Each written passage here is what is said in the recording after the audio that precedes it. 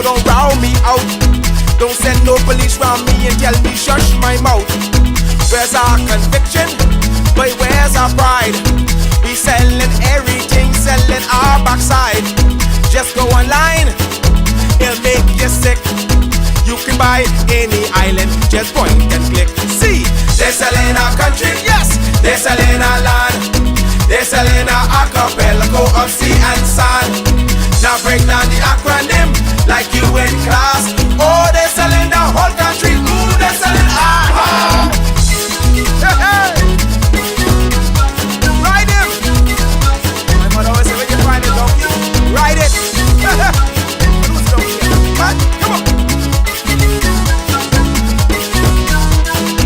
We got a whole nation in 73. Now we getting back the whole country. What kind of fools we must be, selling out for a bag of rice and a cup of tea. You know what does bug me? Help me understand. I can't find piece of property for under 80 grand. But I can fix this, I know what to do. I can squat just like them other people try make me do. See, they're selling our country, yes, they're selling our land. They're selling our archipelago of sea and sand. Now break down the acronym like you in class. Oh, they're selling the whole country. Ooh, they're selling our they're selling our country. They're selling our land. They're selling our archipelago of sea and sand. Now break down the acronym like you in class. Oh, they're selling the whole country. Ooh, they're selling our everybody sells some every day. Giddy up, giddy up.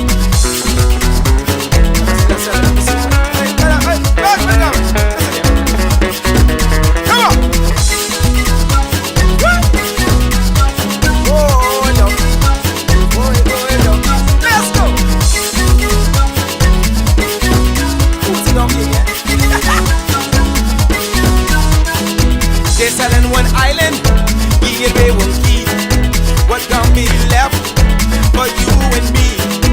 Is this the example? What's our kids to do? You want them have a sense of pride or go selling too? Cause they're selling our country, yes, they're selling our land. They're selling our archipelago of sea and sand.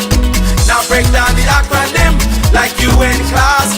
Oh, they're selling the whole country. Ooh, they're selling our they're selling our country, yes, they're selling our land. They're selling our archipelago of sea and sand. Now break down the acronym like you in class.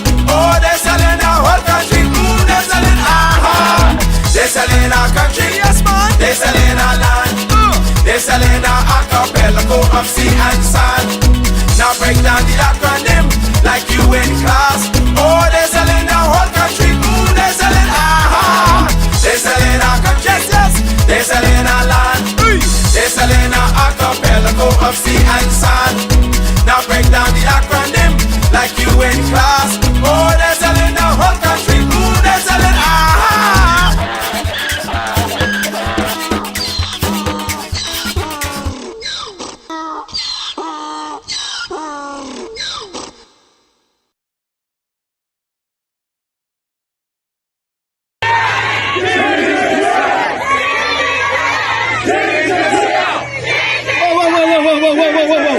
Whoa, girls, we outdoing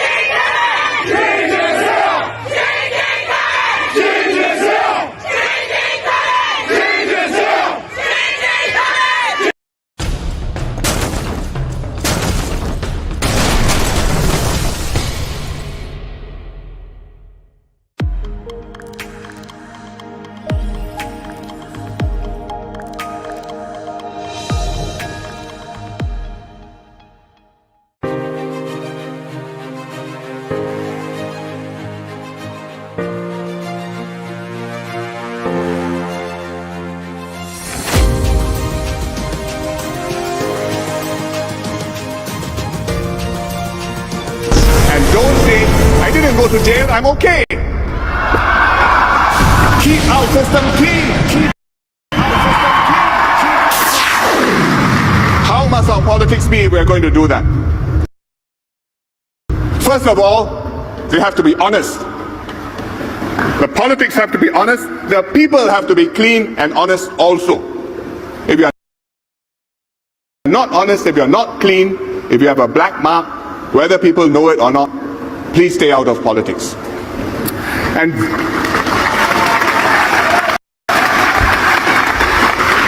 so we need honest politicians, and we also need voters who can tell the difference between people who are honest and people who are not.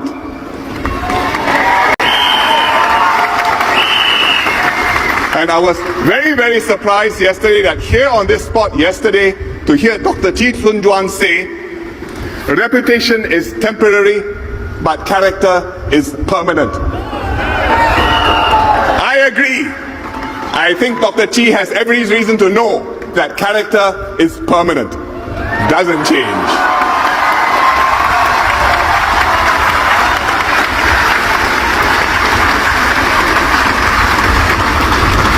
We cannot have corruption in Singapore. We cannot have wrongdoing in the government or in high places in Singapore.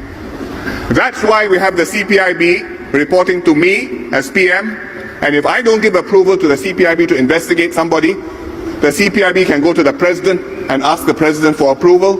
President says yes, CPIB can proceed against the PM. That's why we have the Auditor General's office, to keep the government straight, to keep our statutory board straight, and once in a while to find out whether the town councils are straight or not straight.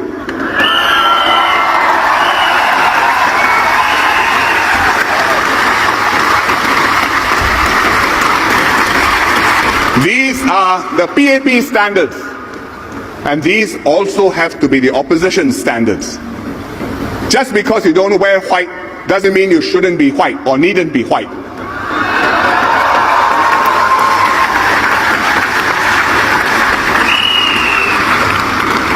That's what is different about Singapore. I can show it to other people. Can they do it? Not so easy. That's what we must always keep precious in Singapore.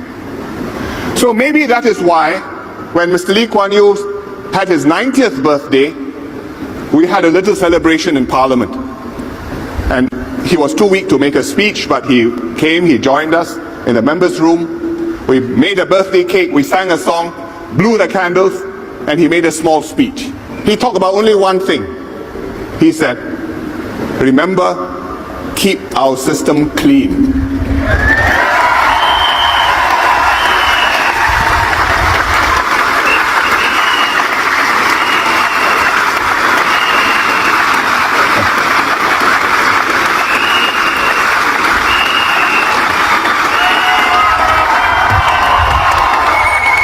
And I should note that that was not just PAP MPs having a celebration. That was all of the MPs having a celebration, including the opposition MPs. So the PAP MPs took note of what he said. I hope the opposition MPs also took note of what he said. Keep our system clean. You may be running the government. You may be running a ministry. You can be in a stat board. You can be in a town council. Doesn't matter. Whatever level you are, uphold high standards, keep it clean. And don't say, I didn't go to jail, I'm okay.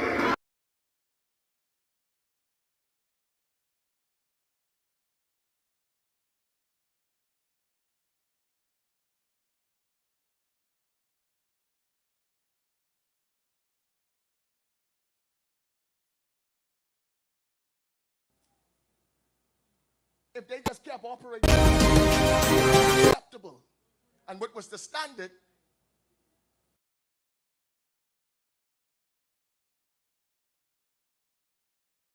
black people would never be liberated.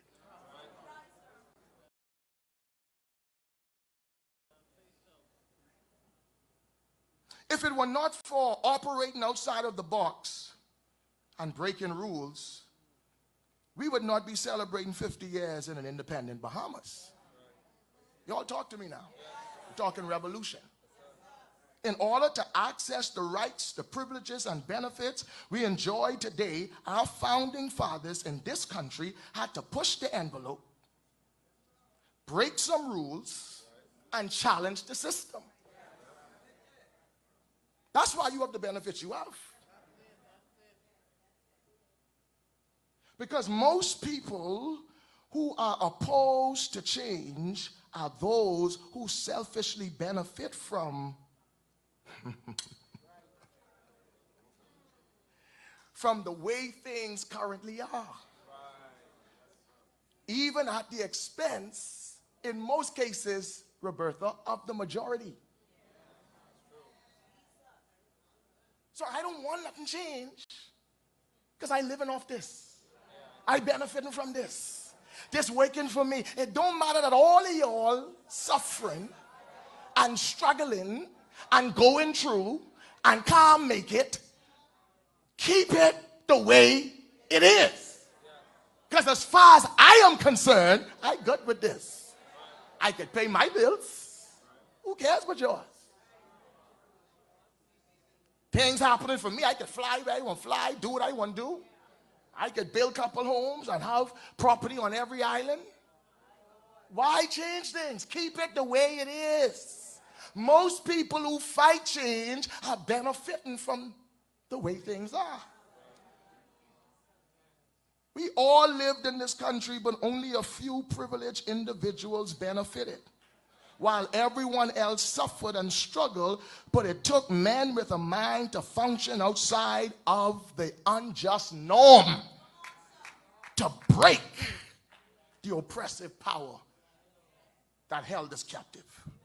It took men of courage and strength to confront injustice and usher in a new day in the Bahamas, giving us the right to enjoy the blessings we now enjoy as Bahamians, that in my opinion, however, still does not go far enough. Enough for us are not benefiting. And I submit to you, my brothers and sisters, that the kind of leadership we need now in the Bahamas is the kind that is willing to once again upset the status quo and begin to carve out what the next 50 years should look like by introducing new and radical ideas that are as revolutionary as the ideas of majority rule and independence was 50 years ago. Y'all understanding me? Majority rule was a radical idea. Independence was a radical idea because that was the system. Minority rule was the system.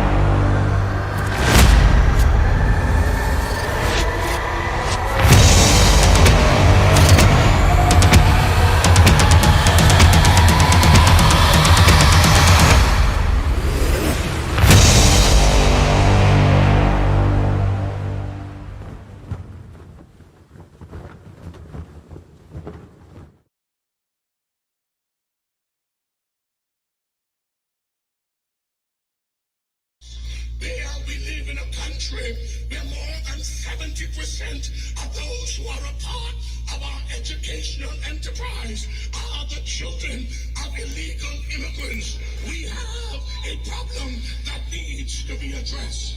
Brethren and sisters, there is a humane way, yes. There is a need for labor force, yes. But we are in an age where in a particular school in the Commonwealth of the Bahamas, children of illegal immigrants lift up a particular flag and dare Bahamian students to pass that way because they declare that is their territory.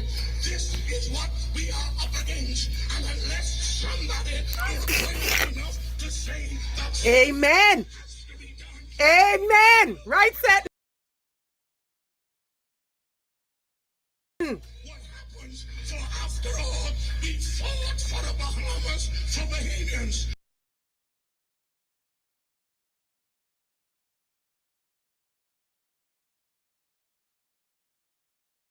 And after 57 years, they're all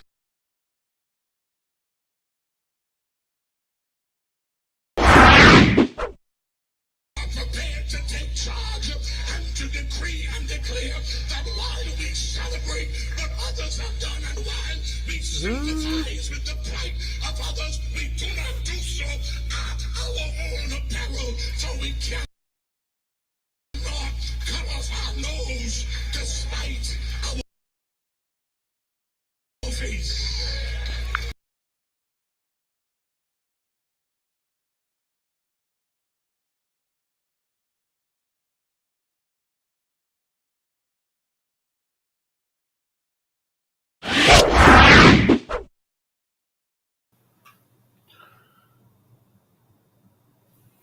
Good afternoon, ladies and gentlemen. It is always so good to have you here live with us and spending your Sunday with us. It is always a wonderful pleasure. Thank you for tuning in.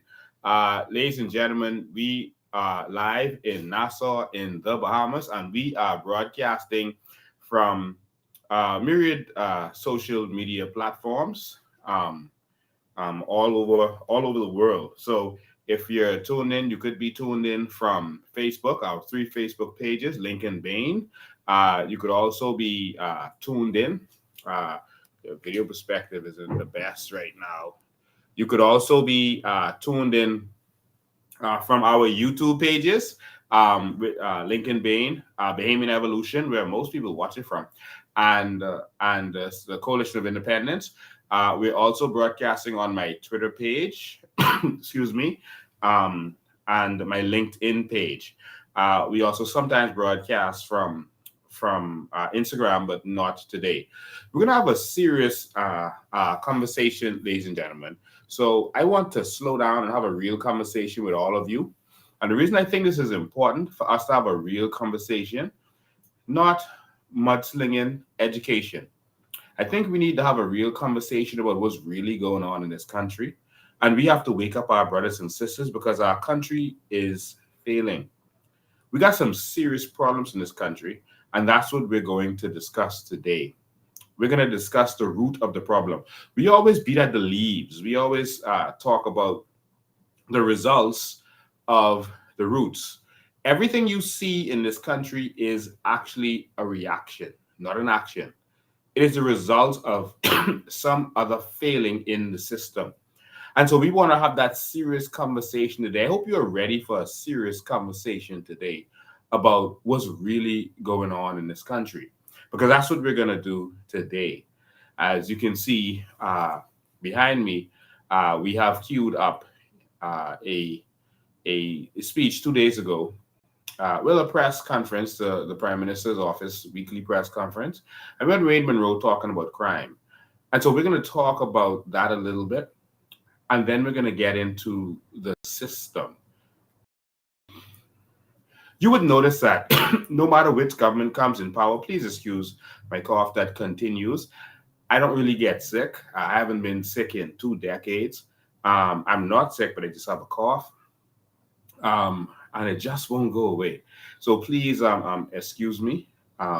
and bear with me while this is going on.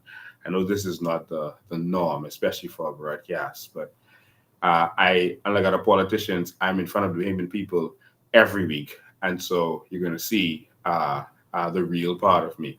Unlike them who can stage the opportunities to go or not go. They only go when their hair is fixed properly. They only go when they don't have a call for any of those issues. But I have a duty to educate the Bahamian people, and this is urgent.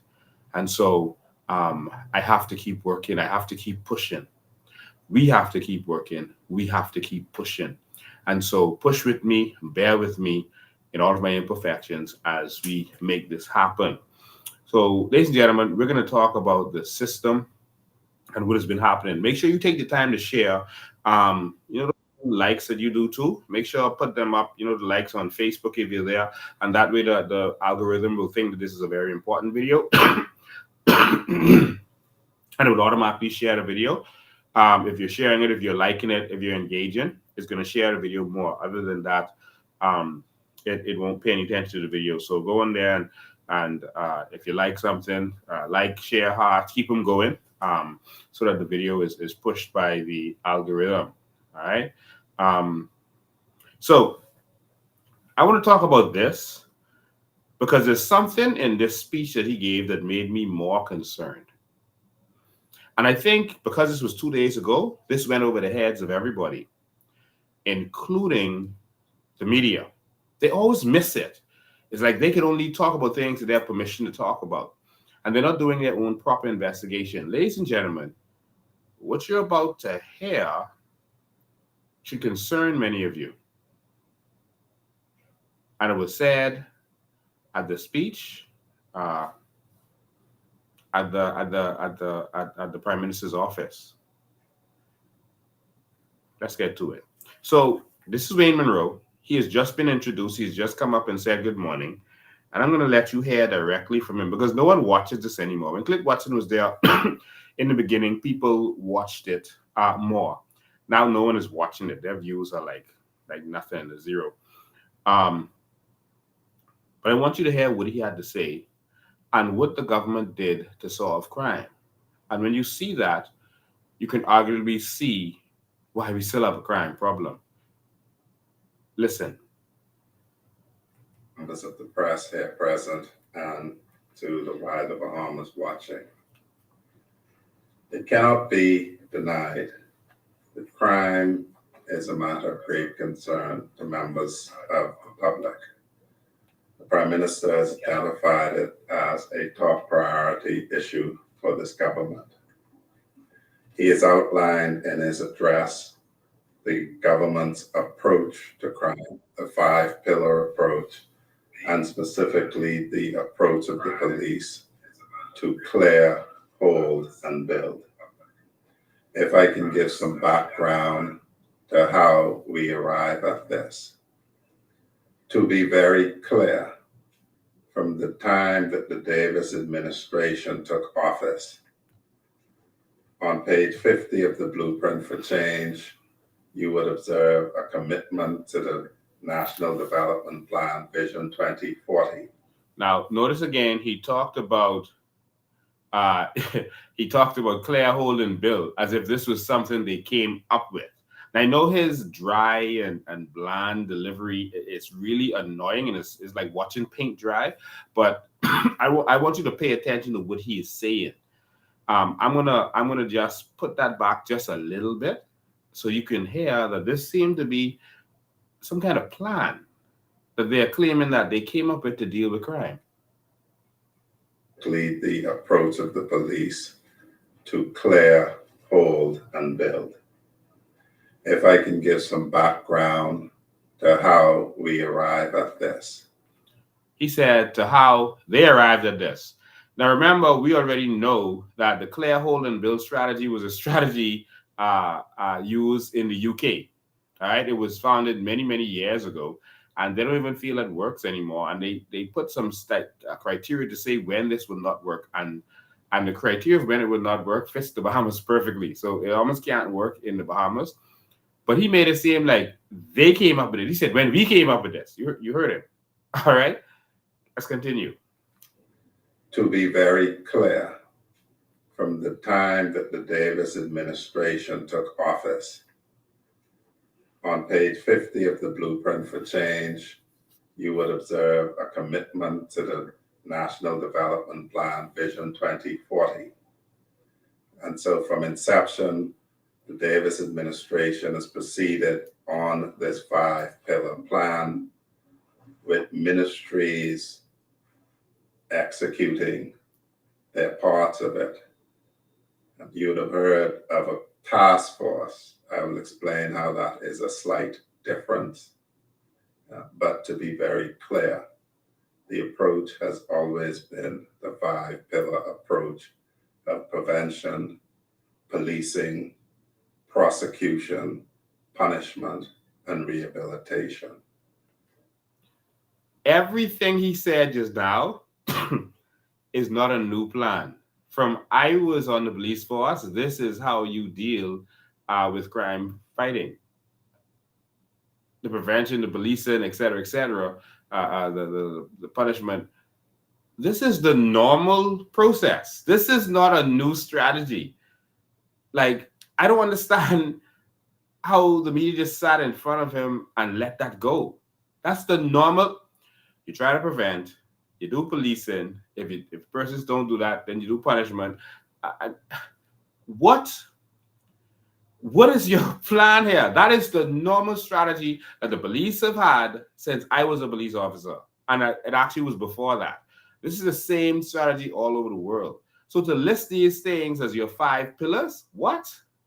That's not a new strategy. So first you have a copycat thing that is a part of policing, the policing part of your 5 pillars, that's now clear, whole, and build. But the whole thing is just what we already have. But wait, there's more. That can be observed in my address to the UB Public Policy Institute in March of 2023 and in many pronouncements.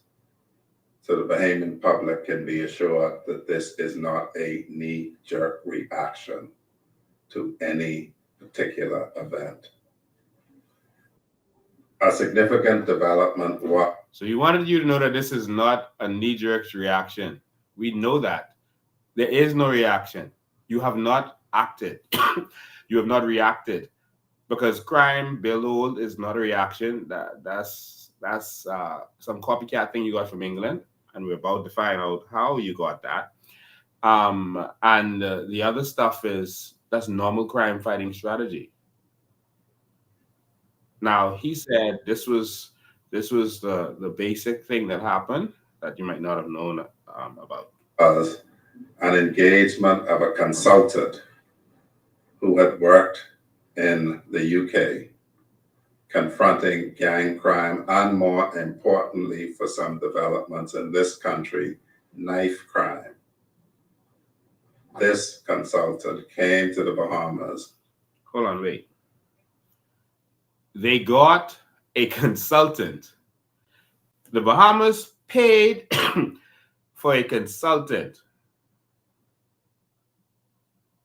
The Bahamas paid for a consultant from the UK, where admittedly Wayne Monroe is saying they normally deal with knife crimes. Since their gun laws are so strict, no one commits crimes with guns. All right. So someone who dealt with a country where people mostly kill with knives, not guns, and they brought him here, who doesn't know the Bahamas, to tell Bahamians how to fight crime. And then you're failing in that strategy and you're wondering why. You see, the UK has a different system. They put strict laws in place and they don't care who you are. They don't pander to the criminals. The criminals aren't cozy with the politicians. So they can put strict gun laws in place and cause no one to want to use guns. It was that way from, I was there in England. It was so freaky how everyone was just saying, no, they kill him with a knife. I ain't use no gun. They'll end me if I use a gun. And their gun laws made possessing a gun so expensive that it doesn't make sense. But you'd bring this person with a different kind of system. They have a court system that's different. You know, you get appointed on your merits, not because you're a political crony. Not saying that no one here was appointed on their merits, but there are some who are appointed because they are friend of the prime minister. And so we have a system that the Bahamian people look at and say, they have a system where the chief justice is dependent, or the courts are dependent on the prime minister to give them a budget. And so if they don't do what, so it puts a kind of stranglehold on the court system as it relates to the politician, the same as the commissioner of police. He got to get his money from the prime minister. Instead of them having their own budget, their own independent budget that they determine, that's where the problem comes in. But anyway, this prime minister, this minister, on behalf of the prime minister, just admitted to the whole Bahamas that they brought in a consultant. The job of that consultant was to come and tell the Bahamas what to do about crime here. Let's repeat that. Was an engagement of a consultant who had worked in the UK confronting gang crime and, more importantly, for some developments in this country, knife crime. This consultant came to the Bahamas, was embedded with the Royal Bahamas Police Force. In case that missed you, his specialty is knife crimes. I would pray them pay the consultant for. His specialty is knife crimes. Let's keep listening. Rode the streets with them, communicated with all levels of police force, straight from the commissioner to constable, went into our inner cities, and as a result produced a report that has been considered. And to be very clear, the consultant found that the Royal Bahamas Police Force had an understanding of the challenge and was effectively meeting it, but made recommendations as to how that approach could be improved. So the government brought a consultant from the UK who's a specialist in knife crimes, brought him over to the Bahamas, took him on a joyride in a police car, took him into the inner city. You're not going to see crime and what's really going on by driving through the inner city. They're not like in the road, rolling the marijuana and packing the guns and doing the shipments. So y'all did drive-thrus, and that's supposed to tell this consultant who didn't grow up here and don't know the system how to solve crime in our country. And notice what they didn't do. They didn't tell you who this consultant is or how much he was paid, as other countries would do. They hire a consultant in England, you're going to know this is the consultant, this is his qualification, and this is why we hired him. This is how much he get paid. So you will know that we didn't, excuse me, we didn't pay him $5 million and tell him he got to give us 10% or 15% of that under the table. It's pure transparency. But of course, they campaign on transparency, but here we have them keeping a secret. This is the biggest problem for me with all of this. You went to the UK?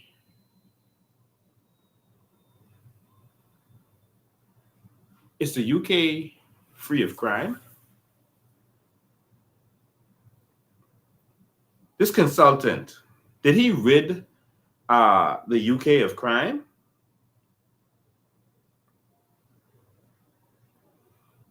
So we have something special called artificial intelligence now that our government could use and save a lot of money, to get information on certain things. Let me ask artificial intelligence about the UK and their crime situation.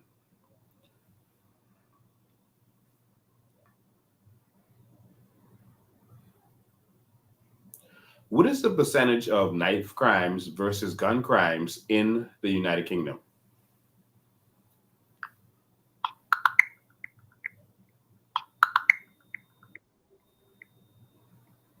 In the year ending September 2022, police recorded approximately 50,434 offenses involving knives or sharp instruments in England and Wales. Unfortunately, the specific data for gun crimes in the same period isn't provided in the sources I accessed.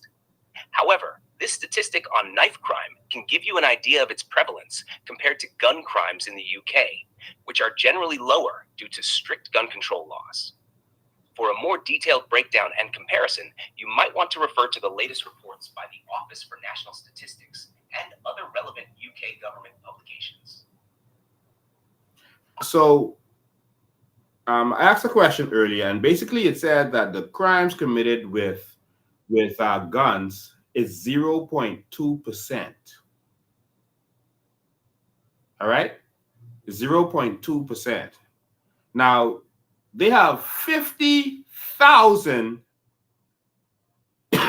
over 50,000 crimes with knife. People getting jug up, knife or ice picks, etc., etc.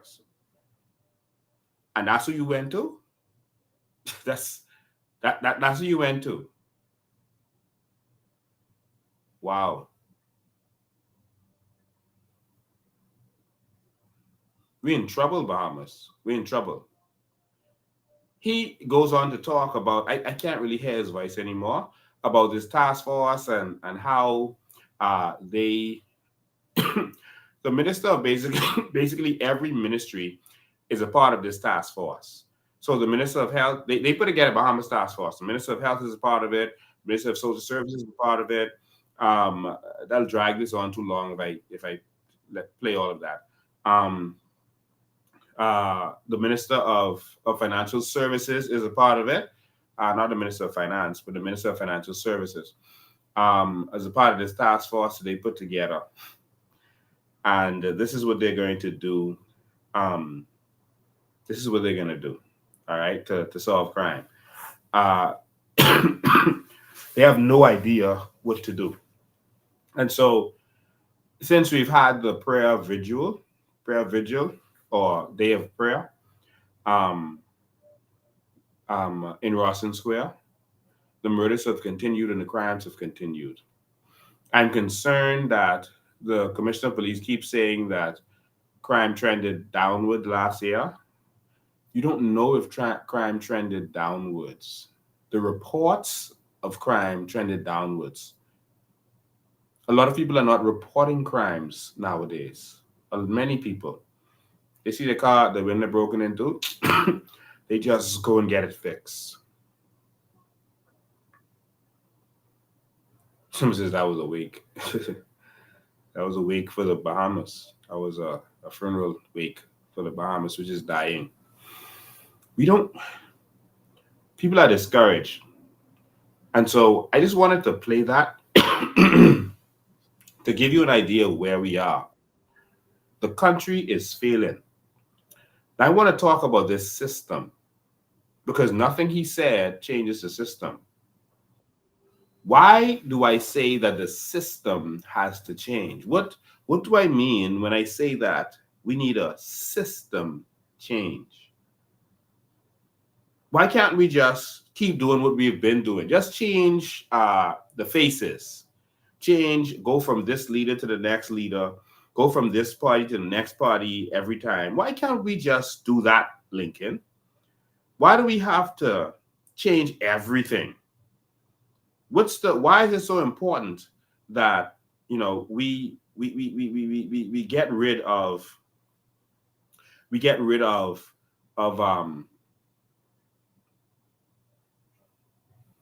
the system that these people operate in? If you have a broken down bus that keeps breaking down and you keep changing drivers, how does that help you? How? You have a taxi that is always breaking down on you. How does that help you? Tell me, how does that help? You have a taxi that is always breaking down. How does it help you that you keep changing the face, but not the thing? Let me fix this for you. We have been juggling back and forth between failures, and we've been praising them in failure. These failures have been working together to rape this country.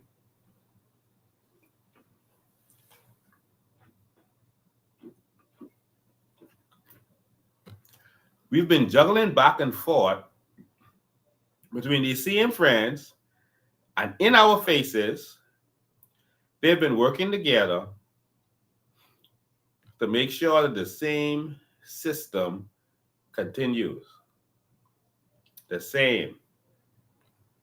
They would have arguments in public, and then they would go and have dinner together. Love up on each other. They would be at each other's houses. That's them. Even their wives would work together. They're working together not for you, but for their system. And it's time that you wake up. By the way, in case you didn't know, that's Sharon Woodson and Lynn Hollowesco. Notice the government made all kind of accusations about Lynn Hollowesco, the prime minister. And of course, they did nothing. They made all kind of accusations, but they did nothing. What's going on? What's the problem? Is there something that we could actually fix? Is there something that we could actually do? There actually is. The real problem in all of this, trying to watch to make sure this live is going smoothly while I'm talking at the same time. All right.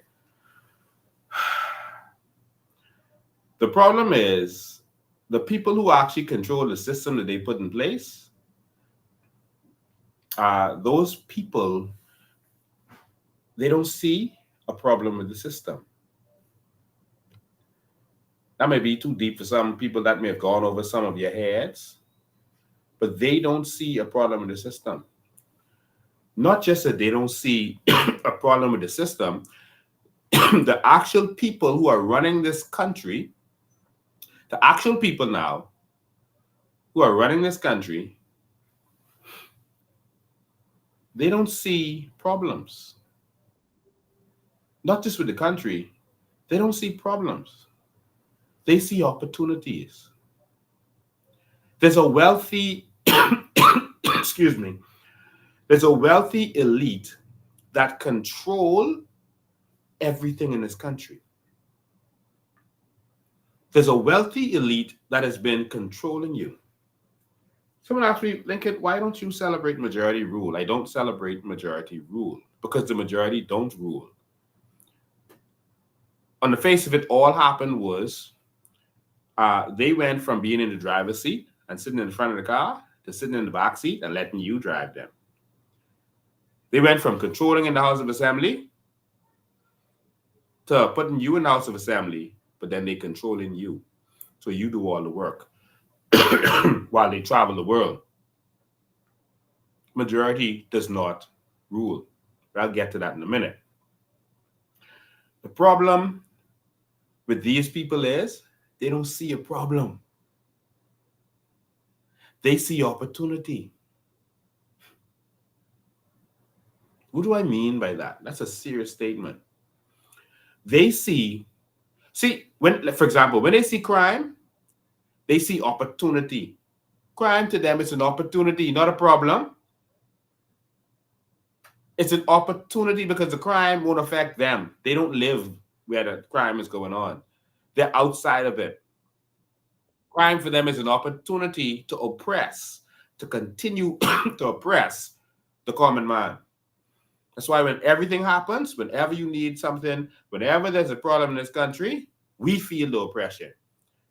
Oh, the government belt tight, they need to make some more money. Let's tax the poor. Let's put fees on them. Let's break their backs. It's an opportunity for them. So When crime happens, it's an opportunity for them to keep you subjugated, to use the laws to subjugate you and keep you oppressed. It's an opportunity for them to make money. Crime is a big money business. You got those $17 million drones yet? Do you know who has that money? Do you know where that money is? Crime is not a problem for them because they control the laws. They control the people that makes the law, so they'll never have a law that affects them. Remember one time the government's going to make change the law? Life Vicky wrote one letter to the prime minister, and that law changed. That went back. When they're going to go into VAT, some of the wealthy said, hey, what's this? Y'all are bringing into this country. The government said, no worries. Don't worry. It won't affect you. It'll only affect the poor. Because whatever money you pay, you get your returns. I heard some people say in the Bahamas we don't have tax returns. No, the common man doesn't have tax return. The business people, the elite, have tax returns through VAT. Whatever money they spend on VAT initially, they get back. They get to deduct it, and the government gives it back to them. Or it's supposed to. Are you all listening to me? I said I want to have a serious conversation today, and everyone in the country can't handle a serious conversation. They want entertainment. They want to jump up and down and be funny, but we got to have a serious conversation about what's really going on. Crime doesn't affect them because they write the laws. They control the laws and they control the courts because the people they control are appointing the judges. Serious statement. But let's fix that system so we don't have to question that system of politicians appointing judges and holding them by the throat. They control the fact that they put loopholes in the laws so high-paying lawyers can get them off. Crime don't affect them. They put loopholes in the law so the high-paying lawyers know the loopholes, so whenever they get in trouble, they can get them out on what they call a technicality. Donna Vasily is out. It's like Vicky. She's out. Do you know where bail started? Bail for murder. Bail for murder started when the son of one of the oligarchs got in trouble for killing with a vehicle, killing someone. And because they wanted to get him out, he got bail for killing, which didn't happen before that. And now with that precedent, everyone who goes after, uses that as a precedent to say, oh, well, Moscow boy here got bail, so now everyone should be able to get bail because it's now a precedent. It happened because it affected them. Now it affects the whole country. And they have this halfway conversation about bail, but they don't tell you where this started. Bail was not normally given. It was not given to persons who were accused of killing someone. But because it touched them, now it affects our whole entire country. Technicalities. So that's crime. Crime doesn't affect them. All right? Because even if they get in trouble, they can buy their way out in this country that is kept corrupt. It's a system. Well, we can talk about the solution in a minute. It's a system. They can buy their way out. You all want to have a real conversation, right? What are the problems we have? Another problem we have is inflation, the cost of living. That's not a problem for them. Inflation doesn't affect them because the higher prices are, the more money they make. Inflation doesn't affect the oligarchs and the people in high society because the higher prices are, they're making the money. That price ain't high for them. That price high for you. Remember, they buying the product at wholesale price. That price high for you, not for them. Think about that.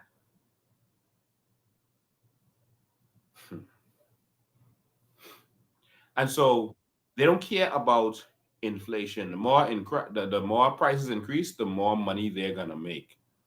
A lot of our prices in this country are artificially inflated. You go in the mall, um, that's retail in Miami, you'll see a Nautica shirt or polo shirt for $19.99, $20. And here it's sold for $80 to $100. That's retail, you know. That the mall was retail. How did that get to 4 to 5 times? You go in the grocery store. One time I went in the grocery store in Miami and I saw the case of Capri Sun for just a few dollars, and I saw to see the price it is said now. So I was like, hold on, this is retail. I'm in Winn-Dixie. They could buy this out of Winn-Dixie and double the price and still make a profit, and they don't have to charge us 4 or 5 times the amount. Inflation doesn't affect them. It's an opportunity. Remember, they don't see problems, they see opportunity. So whatever's a problem for you is an opportunity for them. I want you to wake up. And if you never understood another live I did, or never remember anything I did, remember this one. Inflation don't move them. Inflation also gives more money to the government. If a pack of eggs was $1, they get 10 cents for that. If that jumps up to $5, now they get 50 cents for that same dozen eggs. You see? Inflation helps the government rape you. So they're not inclined to do anything about it. I went into the food store. I was shocked because normally when I go in the food store, I don't look at prices, to be honest with you. I see something I wanted, I just buy it. But this day I went into the food store because I wanted some bread, right? I want some bread. The bread was, let me see if I can pull that up. Jesus. The price of the bread shocked me. I was wondering if I was living in Alice in Wonderland. I was wondering if I was in the wrong country. The price of the bread blew my mind. Did I have a picture of that? Yes, I do. I have a picture right here.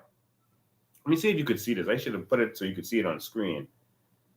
But this was the price of the special blend, the company that's owned by the oligarchs, black ones. This is $4.62 plus VAT. So $4.62 plus VAT was the price of bread. So that's 4.62 times 1.1, that'll give you the full price, equals $5.08. 5.62 plus VAT. So really what you're paying is $5.08 for one loaf of bread. Jesus. $5.08 for a loaf of bread. That's what you all been paying? Like literally, I have not looked at the price of groceries. I've not really paid attention. A couple of times I see stuff going on social media and I've taken some pictures a couple of times. But I don't pay attention to groceries. I just buy. But when I looked at that, I might end up having a conversation in the food store with the people around me. $5. I counted the pieces in there. There was 16 pieces. I ain't counting the last one on the end that no one eats, the last little piece on the back. So there's 16 pieces of bread in there. 16 pieces. So if you divide that 16 pieces, if you divide that $5.80 whatever cents by 16, you're paying 32 cents. 32 cents for one slice of bread. Jesus. 32 cents. for a slice of bread. One slice. One slice. So they don't see inflation as a problem. They're making money from that. And no one can control what they charge you. Except breadbasket items, but $5.08 for one loaf of bread. I'm still in shock. How are people going to survive?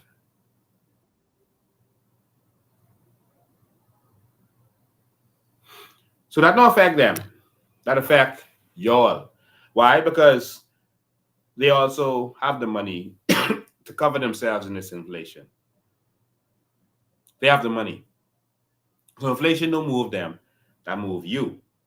And the more you pay, the more money they make. So nothing matters to them. It affects you. So they don't see inflation as a problem. I hope you're starting to get what I'm saying. Crime isn't a problem because it don't affect them. Inflation isn't, cost of living isn't a problem because it don't affect them. One, they got the money to pay for where they want to live. They want the prices high in the communities they live in, so you can't come live there. So they will pay that extra money to make sure that only them could afford to be there, and they will charge you for that.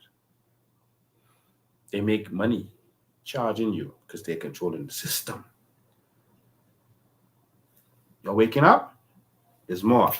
So they don't see corruption as a problem. They don't see corruption as a problem because corruption is how the elites make money. That's how they get contracts. That's how Branson and them and Frankie Wilson and all these people get contracts. The first thing this government did was say that they're going to do a subdivision on the watery area near the Pinewood and Pinecrest. And they gave all of these contracts to Arawak Homes, which is there for them and PLP. They ain't just the PLP. Frankie Wilson running it, but it's both of them. So they're making money. They took that crown land, that's our land, put a piece of house on it, and then sold it back to us. You're going to pay $500,000 for that house in the end. By the time you finish paying for that. When changing the system means they could have just given you the crown land and let you build your house. They don't see corruption as a problem because that's how they make their money. They pay the politicians for their campaign so that anyone else who wants to come in, the money doesn't support them. The money goes where they want it to go. Obi Wilscombe told me something before. Obi Wilscombe was telling me how the Eastern Road called him in. The Eastern Road called him in, had a meeting with him, and told him at the time they wanted him to be the next prime minister. And he was next. You know, they were lining him up if he would take on that role. Of course, he got in a little trouble with a couple of things after that, and he got kind of pushed aside, and Brave Davis kind of snuck his way in there. But when they met with him and talked to him, he then met with Perry Christian. He said, Perry, the Eastern Road, because I guess he didn't want Perry to feel he was trying to overthrow him or whatever. So the Eastern Road met with me and told me that I'm next. They're looking at me to make me the prime minister once I'm willing to work with them. Perry told him, yeah, that's how it works. That's what Obi Wilscombe said. That's how it works. Perry told him that's how it works. So while you'll hear Brave Davis and them talking about all these oligarchs, these white knights, this and that, they're not telling you the full story. It's deeper than that. They're in full control. Corruption is how they make money, controlling who gets in. So when election comes, you know the story is, oh, don't vote for no third party. They ain't got no money. Vote for the people who've been thieving your money because they got the money. Don't vote for the third party. So that's the argument that they're going to come up with. Corruption. Let me tell you a little story about China and Confucius. He was a great man in China. They now worship him like he's a god. I don't see him as a god. Not a god to worship. He was running for politics. He eventually won because he was running on cleaning up the country. And guess what? When he got in, he did it. I remember before he got it, he was a nobody. He wasn't really qualified to do it. The same old story. He wasn't part of the system. You know, he just wanted to come and bring change in that province where he was. And he won it. Listen, he cleaned up corruption. I mean, not one piece of corruption. Eventually, people got annoyed at him because they were like, you know, before, if you want to get your passport, it's not literal, this example. If you want to get your passport, you know, you could just pay off someone a couple of dollars and get it faster. Now with Confucius there, you can't do that. If you do that, you lock up. You know, if you want to get your garbage collected before everybody else, you know, you could just pay someone, but you can't do none of this stuff. Corruption is gone. You know, if you get in trouble, you pay off a judge here or there and you get off. With Confucius there, you can't do that. And so they started to overthrow him. And they did. They overthrew him. They scandalized him, lied on him, and they overthrew him and got rid of him because things was too clean. So the people who were used to corruption, they got rid of Confucius. And they removed him. Within a couple of years, it was crying. It got worse than it was before because the corrupt people overthrew him. And the people always let the corrupt people influence them. The regular, normal people normally listen to the corrupt. Like here, we'll listen to the PLP and their trolls and the FNM, and they'll tell you, oh, vilify this person, don't listen to them, don't talk to them. Oh, they're bad, don't listen to them. Vote for our bad person because he's good and he's nice. And they would, because they're getting the contracts, they'll be all over social media, they'll be everywhere trying to convince the regular people, no. Vote for Brave, vote for Bentard, vote for Brave. And they will convince you because they're benefiting. And that's what they did to Confucius. And Confucius was gone. And they cried. And Confucius refused to come back. You'll get what you voted for. Confucius say, me? I had the country taken. Not the country, the province. They eventually worshipped him like a god. That's how good he did when he was in power. And the corrupt, evil people vilified him. Made up stories, lied on him, did everything in the world on him. And they listened to the corrupt people and didn't pick Confucius. Now they're worshiping him to this day, thousands of years later, like a god. Corruption is how the politicians survive. Remember Joe Leader and the PLP and how they just allowed that to happen? Why? Because they're making money from it. Corruption.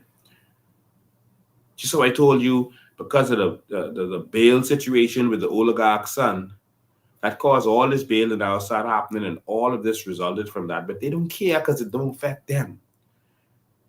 The corruption in the 80s, people said, listen, this is going to destroy the Bahamas. Murder is going to start skyrocketing. Gangs are going to take over. The drug situation is going to hurt us. Your children are going to pay for this. Pilling them didn't care. The PLP was making theirs. They were making their money.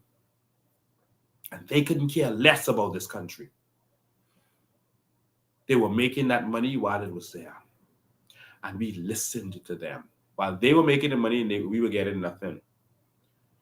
We let Pinland go on, NBC or CBS, whatever he was on, and tell us. I mean, I was proud. He said, listen, y'all got all the DEA, the CIA, and all this A and that A, and y'all want me in my country to stop all these people from coming in.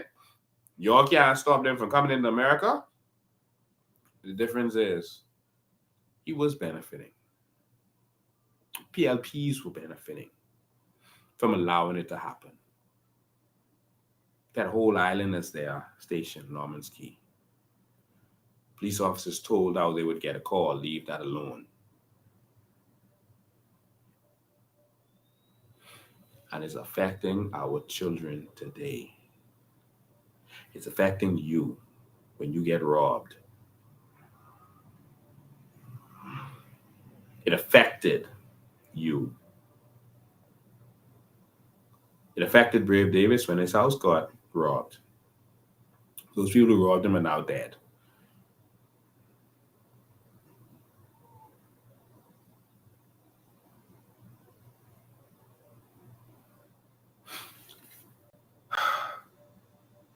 Will we continue like this? So crime doesn't affect them. Crime don't bother them. They could care less about your crime situation in this country because why should they care? The R News did a good story on the murder on capital punishment. I was supposed to line it up for you, but I didn't. They talked about this guy who was trying to get him off, trying to stop. Who Ingram was about to hang. Now, it depends that the reason Ingram was hanging this fella is because he killed someone in Treasure Key. All right, because always some political connection. So they were bringing back hanging, and he had killed 2 persons in Treasure Key. All right, that's Abaco. And so Ingram, who was bringing back hanging, was going to hang this fella who had committed the crime in Abaco. Okay, and who was the defendant, the legal person defending this person? You know, Philip Brave Davis. And of course, Philip lost the case. He lost a lot of cases in those days. Jesus. But anyway, Philip lost the case. Philip was trying to get to stop him from being hanged, etc., etc. And Philip lost, and the fella was hanged. So that fella, I mean, he's listening from heaven now or hell, wherever he went.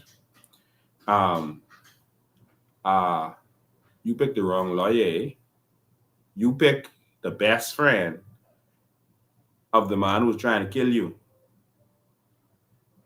You pick Brave Davis, who's the best friend of Hubert Ingram.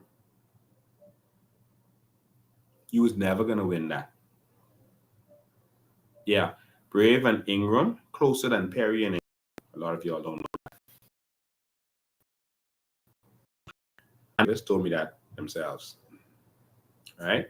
So, corruption. I'm going to move on. Immigration is not a problem for them. Let me speed up a little bit because I want to open the phone lines too.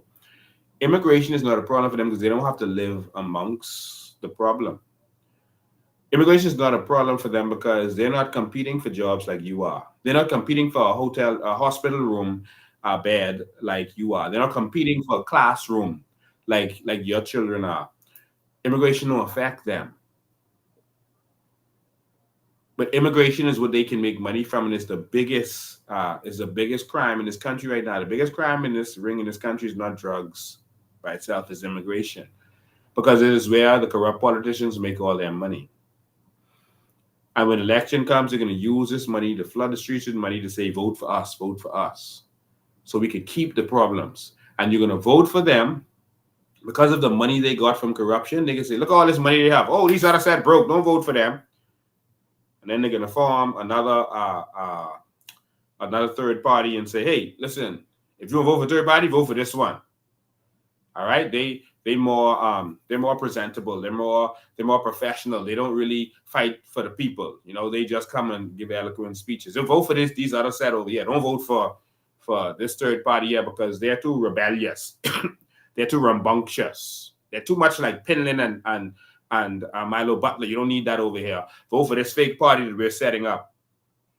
They're having the conversations now about setting up this fake party. They're trying to get everyone to try to come back. They're trying to get Brian McCartney to come back. They're trying to, well, I can call the names because then they can know I'm in their meetings. They're trying all manner of things to set up a system where they control it. The system is the puppet masters. And they want to keep the puppet master control. But anyway, immigration is not a problem for them because that's how they make their money. They don't care about the banking problems because they don't have the same banking situation as you. They don't even really keep their money in the bank. You would have seen one of what's his name? Go look up the declarations of Brent Simonet. Brent Simonet declared $156 million. He had more than that, but that's what he declared. But he declared at that time that he had $50,000 in the bank. $156 million was his asset, his value, but only $50,000 in the bank. They don't even use the same banking system as you. When last you see one of them sitting in the line or in the couch, waiting to see the loan officer. They have a whole different structure that they have access to.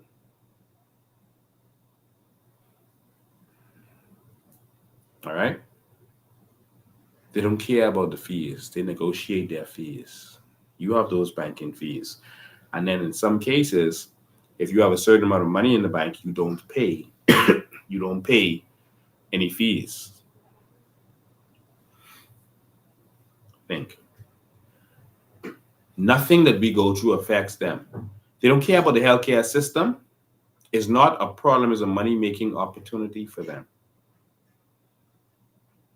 And so I gave you all of these examples to show you that they don't see the problems we have as a problem. They see it as an opportunity. Everything that you could name as a problem in the Bahamas is an opportunity for them to make money. Oh, the road bad? Oh, we got to fix the roads. So they make money selling asphalt. They make money repairing the roads. It's not a problem. It's an opportunity for them to rape you. Oh, BC isn't working well. Oh, we can now take the generation and give it to Focal to generate electricity. So we now have a middleman, so electricity is higher. And we can keep charging the fuel surcharge to the Bahamian people. It's an opportunity to rape them. Every problem that you have in this country is an opportunity for them. Oh, hurricane? Oh, opportunity to sell you building supplies. Oh, they donated building supplies? Hide them. Get rid of those building supplies. Are you seeing what I'm saying? Bahamians, y'all gotta wake up before it's too late. So what's the solution to all of this? A change in the system. We live under the Westminster system. Westminster. Most people repeat that and don't even know what that means. Let's go back to artificial intelligence to see what the Westminster system means. What is the Westminster system? Tell me about it and how it works. The Westminster system is a parliamentary system of government developed in the United Kingdom. It's a democratic framework which has been adopted by other nations, especially those with historical ties to the UK. In this system, there are two main elements, the Parliament and the monarch, though the latter's role is largely ceremonial in modern times.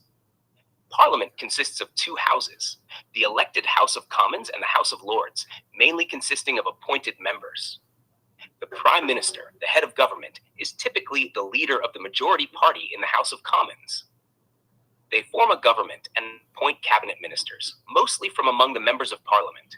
This government is responsible for running the country and implementing laws and policies. Laws are proposed as bills, which need to be passed by both houses of Parliament and then receive royal assent from the monarch to become law. The system allows for checks and balances, with the judiciary remaining independent. The system's effectiveness depends on conventions and the integrity of those in power, as it often relies on unwritten rules and traditions. It's known for its adaptability and has evolved significantly over time. Would you like more details on any of the Westminster system? I would like you to tell me more about the unwritten rules. Why do politicians have to follow the unwritten rules?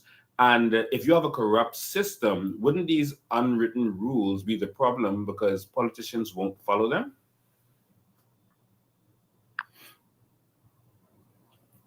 Unwritten rules or conventions in the Westminster system play a significant role. They are based on traditions, precedents, and practices that have developed over time. These rules aren't legally binding, but are considered essential for the system's smooth functioning. Politicians tend to follow these unwritten rules for several reasons. One, following these conventions helps maintain public trust and legitimacy in the government. Two, stability. Adhering to these norms ensures a stable and predictable political environment.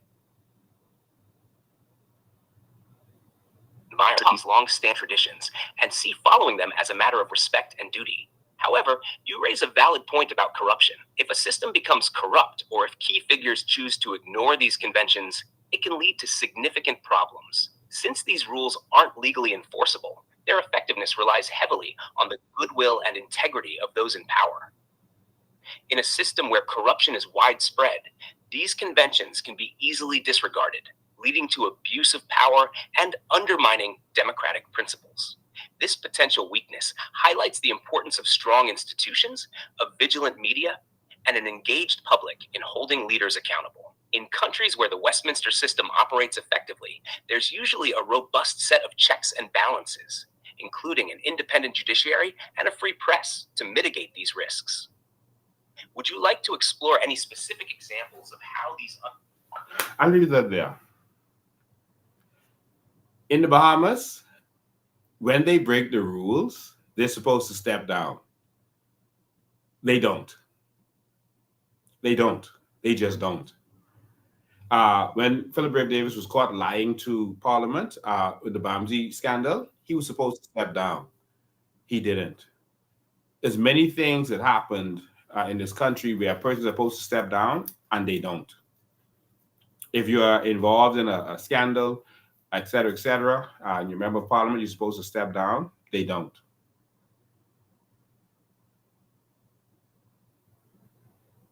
That's the weakness of the Westminster system. They don't have that problem in a republic. Example, the kind of republic that's in America. That's why they have checks and balances. Even if you are the president, you don't leave it to convention for you to have an honor system to step down. And in England, they follow that honor. They've had five prime ministers in 6 years. Because anything you do look funny. The Prime Minister Boris had a party during the lockdowns, telling people to lock down, but he had a party. He had to step down. In the Bahamas, they would just justify something, say something, tell the media, you all don't touch this, leave that alone, cover something else, and that's the end of that. He stepped down. In America, you're the president, they will impeach you. They changed the system because they said that system in England won't work here. So America changed the system when they wanted to get free of England. Here we go. Because you heard Pastor Aquino talk about this system that has to change. Let's talk about that now. America, when they want to change, they change the system. They said, no. We need checks and balance. We need the people running things, not a king. And we're going to have a president, but he's going to be accountable. And if he ever messes up, we'll impeach him and get him out of there. If we have a Congress member that messes up, we'll jail him. Senators have been jailed. You've seen it. Mayors have been jailed. Right now, they're impeaching, the Secretary of Defense on border control, on the borders. Because the borders are loose, the borders, there's failure at the borders. Not necessarily anything criminal, There's failure at the border. And they said, listen, this man got to go. And they're impeaching him. So they changed their system to get rid of the problems they're having in their country. They change everything, even symbolically. They started spelling and pronouncing words another way, America. They started driving on the other side of the road. We changing the whole system. They change everything so that we have a system that is accountable in and of itself. Not that they're perfect. No one is perfect. That a system that deals with accountability, and you just go by the system. What we need in the Bahamas is a system that doesn't care who is in the driver's seat. The system operates, and you have to go by the system. We need a system in place that will govern the governors, that will manage the managers. Recall system, Freedom of Information Act, all of these things they don't want to put in place. We are going to change the system. It is the only way you're going to get results. There's some countries that changed the system that went from developing nation to developed nation. I always tell you about them. In Qatar, they changed the system. The system was they had a monarchy. They still have a monarchy, by the way, but they changed the system. So not just the government system, it's just the way things work. Listen, it's important. In Qatar, I've told you the story over and over, so I'll just breeze through it. When they found people were dying on the streets, people were suffering, they had nothing, no educational system, no healthcare system, nothing for the people.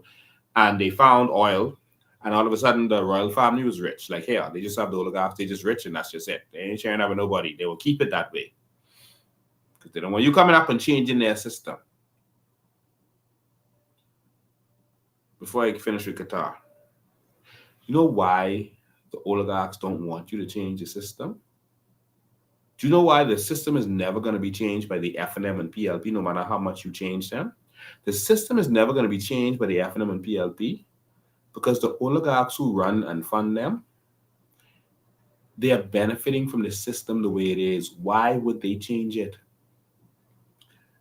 Why would they change a system that is working for them? They would have to be crazy. They won't do that. And that is why change never comes from the status quo. Change never comes from the people who are part of the status quo. And so I hear some people saying, oh, you got to get some big time candidates, some people who was president of this before, this and that before. They're part of the system. When Pinland and them wanted to make change, they were nobodies. Do you think the UBP would have made any change in this country? Do you think that members of the UBP was going to cross the floor and go with Pinland then? They were benefiting from things the way it is. That's what Rukino was talking about. Sorry, Pastor Rukino. That's what they were talking about. That's what he's talking about. Why would they change it? Why would the FNM and PLP make it any better for you? Pintard is traveling with the Prime Minister. He's getting paid. He's living the life. They're just going to transfer this thing back and forward. They're never going to change it because they're benefiting from it. You have to wake up your friends and family. Change never comes from the status quo. It has never happened in the history of this world. Why would they do that?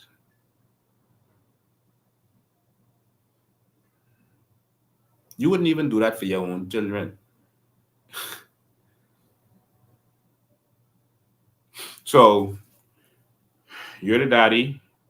You're making the money. You're bringing home the bacon. You're not going to change it so that you go out there and work and your boss pays your children. Just give the money to my children. No, don't give me no money. Just give it to them. And let my children tell me what to do. Let my children boss me. Give the money to them. I do the work. And I just change the system. Because I love my children. I could just make that change. You wouldn't even do that. So why would the FNM and PLP change a system that benefits them? Wake up. So Qatar changed the system The son was seeing what was going on in the royal family, and when his father went away, he did a bloodless coup, got the civil servants to come on his side. Again, they didn't believe in him. He wasn't qualified or anything. They told him he was selling dreams. He said that everyone could get paid from their natural resources, the oil and the natural gas it was by that time. And he said, all of us can be rich. The whole country, we only have a small population, 57,000. We could be rich. Now it's 300 plus thousand, just like the Bahamas. And they didn't believe him until he showed them the numbers. But the difference between us and them, we have a slave mentality. They lock us feeling like we don't deserve nothing. This can't happen. There could never be a case where we benefit, just be a slave. And but them, they didn't have that slavery experience that keeps the mindset locked down.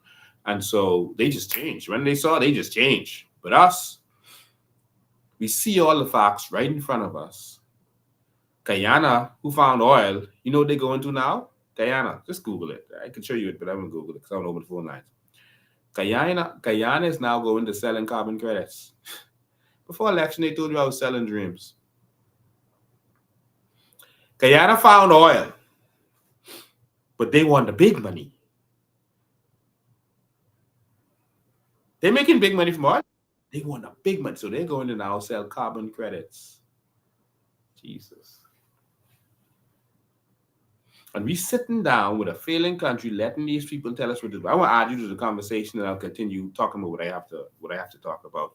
But I just want to include you because I've been going long. I know I've been talking, but this one today is important because we have a system that has a change. We have an accountability. We are implementing island states and city government. See, that changes the system because it doesn't matter who the politician is. That's the importance of it. That's what they're afraid of. With island states, the islands have their own governor and their money stays with them. They can make laws, local laws, like in the States. They can say, these are the rules for parking, these are the rules for certain things in Abaco. They can say, oh, they ain't want to do it in Nassau, too bad for them. Just the rule in Abaco. No shanty down. I'm reinforcing that. Since Nassau won't be corrupt, in Abaco, we ain't putting up with that. Since Nassau won't be corrupt, in Long Island, we ain't putting up with that. We have our own state laws. You see? They're afraid of this because it takes away their power. But we want a system change. Qatar changed the system by giving the money and the power to the people, letting them benefit. That's all they did. That's all of these countries did. I'm trying to summarize now. But we're going to change the system where you don't need a politician.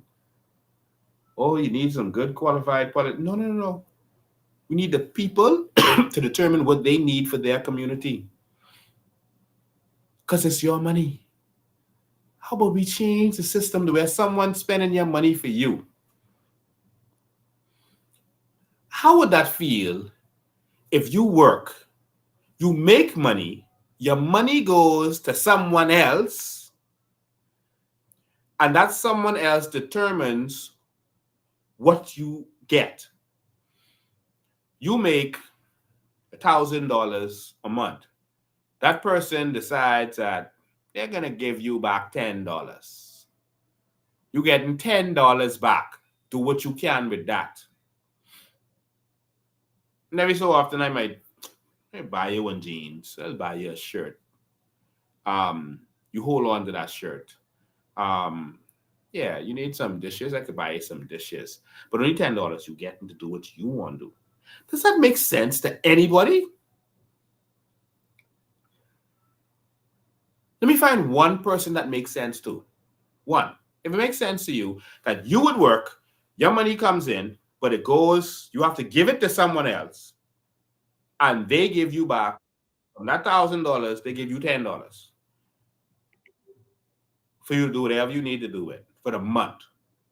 This is what happens in our system, why none of our family islands and why our country is broken and it ain't working. I keep giving you the example of Harbor Island. I keep giving you an example.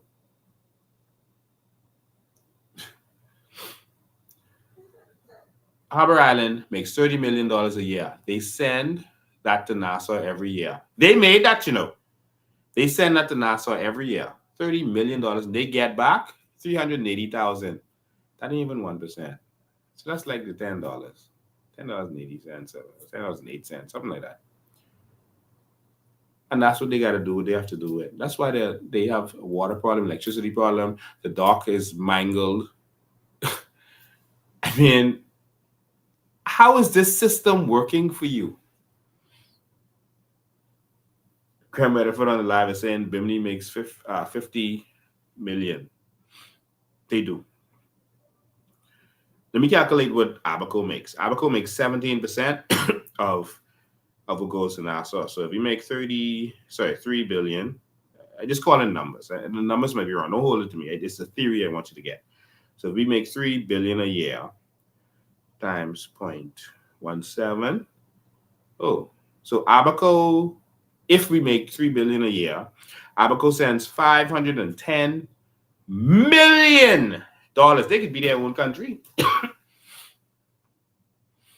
Abaco alone would send $500 million to Nassau. The government does nothing, figuratively, for Abaco. They ain't doing nothing. Abaco, you are sending probably $500 million.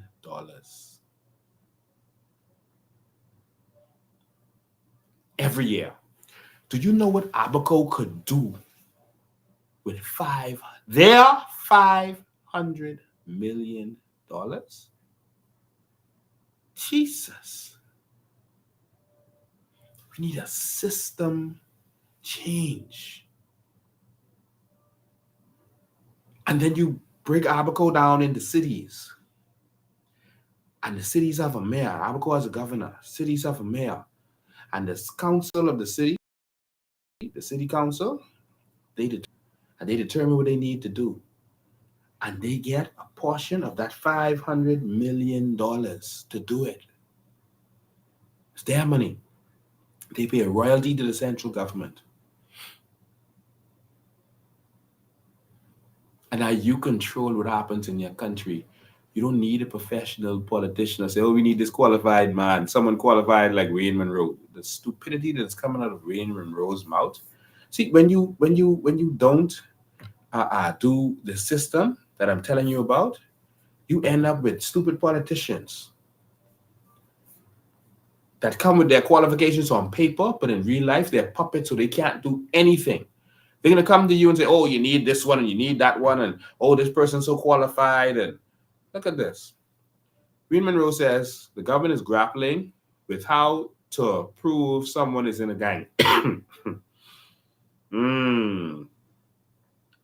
The government is grappling with how to prove someone is in a gang. What you mean you're grappling with that? Of course, when you have a prime minister who was defending the murderers, the prime minister was defending the murderers, the people who viciously, the worst of the worst, who kill people. He was defending them. Now you see that the country seemed to be cursed under their watch. You have a prime minister who's defending the murderers and the drug dealers, and now you make him prime minister. That's not to say he can't have a career. You can have your career. What God told David? Said David, yeah, he was a warrior. Yeah, whatever. You got blood in your hands. You can't build a temple. Yeah, you could still be king, because you ain't got to be saved to be king. That's different. That's a secular rule. You ain't got to be. Some people telling me, oh, if y'all want to win the election, you all got to be saved and sanctified and filled with the this and that, and y'all got to fast for 30 days and all this criteria they have. Listen, let me leave that. We have a criminal lawyer, word that how you want. Yeah, let me address that. Romans 9. God says he chooses who he wants to choose. That's Romans 9. Even gave example. I'll put Pharaoh there if I want to. He said, I use Pharaoh. I'll use a murder like Paul. I'll use a murder like Moses.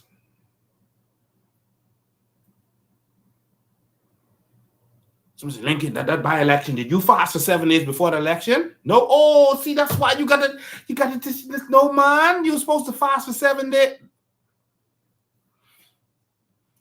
So I ain't fast for 7 days, so I didn't win. So God let the other man who didn't fast for 7 days win the election. Yeah, that sounds about right. If you ain't saved, you ain't gonna win. So God can put the other man who ain't saved there. I don't know. Religious people. Let me open the phone lines as I continue what I'm saying. Let me open the phone lines. 803-5995 is the number. Y'all call me in and talk. Let's talk about the system, man. Let's talk about the system change. We got 21 more minutes. Let's talk about the system change. The number's on the screen. 803-5995. You see, I showed you all on my other live, Brave Davis, talking to y'all about, you end the life of key to have this big speech, and it was just a speech. It was just total garbage. And then I showed you Brave Davis them doing the groundbreaking for these same people in life at key. They just loving on them. They signing all the deals with them, they empowering them. They working with them. 803-5995 is the number. And then they come and trick you. You see, they were told, okay, that's the phone line. Good afternoon, you're live. Good afternoon, Mr. Bain. How you doing? I'm awesome, man. How you doing? I'm good. Awesome. I have a question for over the years. I know that members of parliament get a stipend for their communities every year. I think it's, as I recall, $150,000. Mm-hmm. If those members of parliament choose not to use that money, because I understand it goes into their personal accounts, what happens to that money? Does it go back to the treasury? Does it stay in the members of parliament? If they don't use it, for their own use? If they don't use it, they're supposed to give it back. All right? It's a loose, honest system again. Remember this is the Westminster system. So it's a loose system. Is there any account for it being returned, though? They're supposed to be, but the PLP is in power, and when they're not in power, the FNM is in power, so there will be no accountability. Remember, Ingram returned the monies back to Treasury because he didn't use it, and also Perry Christie. Remember, it was famous that he returned the money back, and he lives in a. I mean, he represented an area that has ghettos in it, and people were shocked that he returned. It was 100,000 at the time. Now it's 150 plus. And he returned the money saying he didn't see any need for it to use it in his community, but they're supposed to use it, and they have to return it if they don't use it. Because I am shocked that the amount of members of parliament who supposedly have this money at hand but refuse to do anything for their community, and there's no mention of the money being returned or what. My brother, why should they do anything for you if they know you can vote for them or their friend anyway?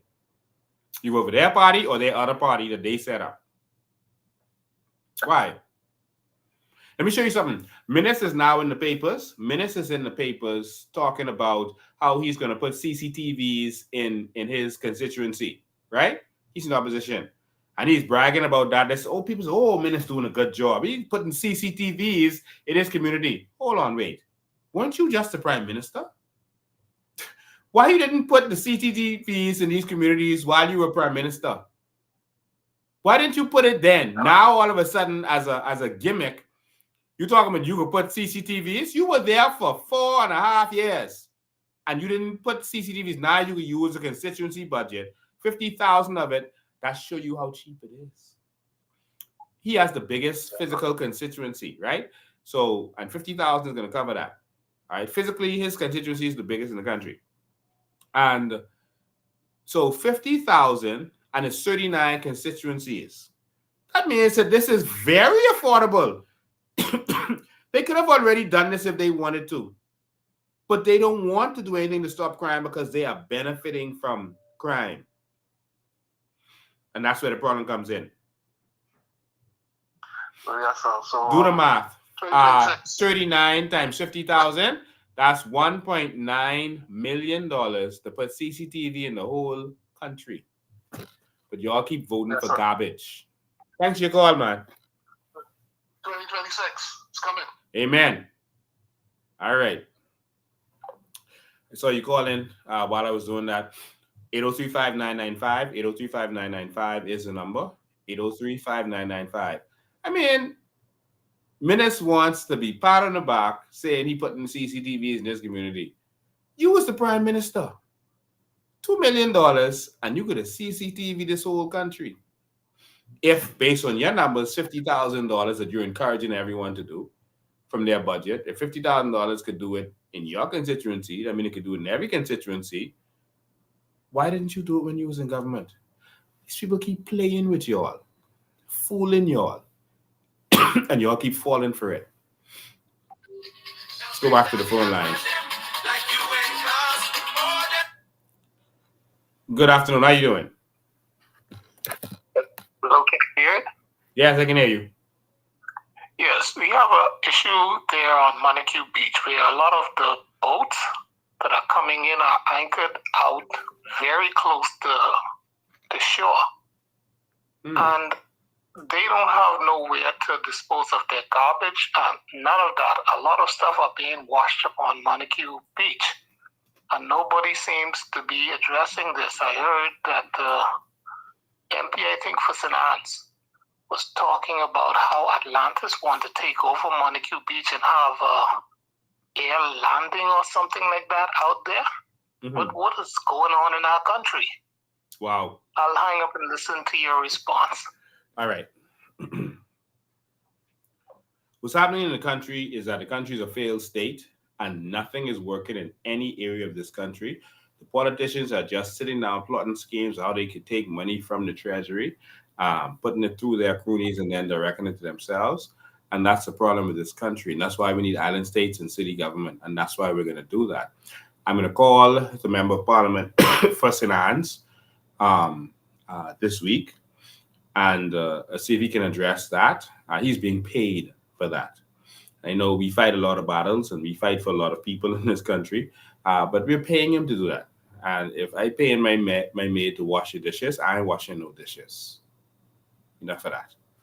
So we need to know what's going on. We need to call them member of parliament for that area. I wonder if he'll answer his phone.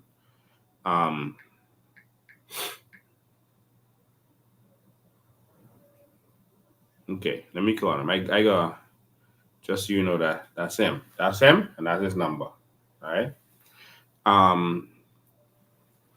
Let's call Adrian White to find out about that specific thing. Okay, it's ringing.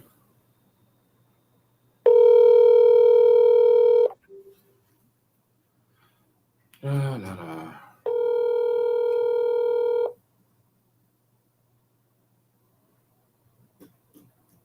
He is currently in concussive protocol, questionable to return as. Okay, he answered and then hung up.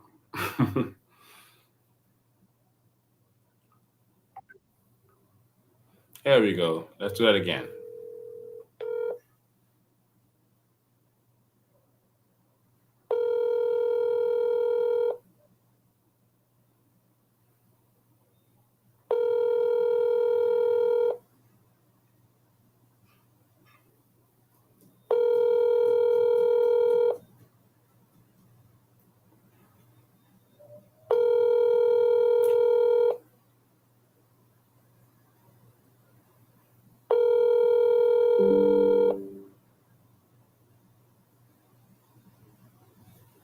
Call declined.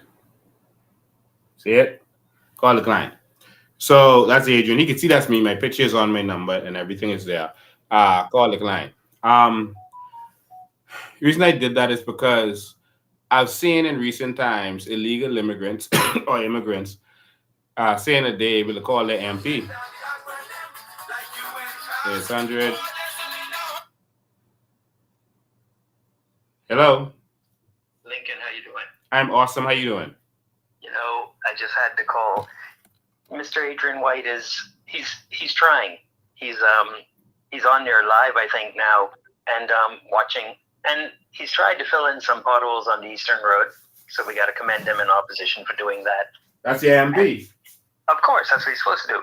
Well, until things change with the new type of governance, of course, where that wouldn't be his position, as you've been saying, but that's going to take some training to get to that level. You know, I wanted to talk about the crime.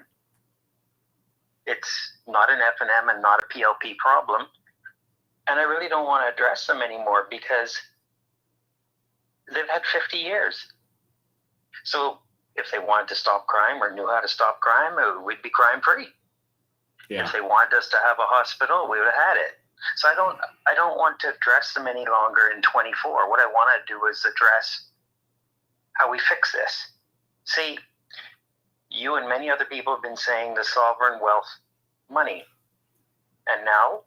Hold on, Graham. Hold on one second. I just want to say this while Adrian is still on the live. Adrian, there's an issue with Montague Beach where it's being polluted. This call isn't saying negative about you. I actually like hearing you talk in the House of Assembly, the way you break things down. Although you're a part of a corrupt party in a corrupt system. We need that address because Bahamians have to swim on that beach. Elderly go on that beach to swim.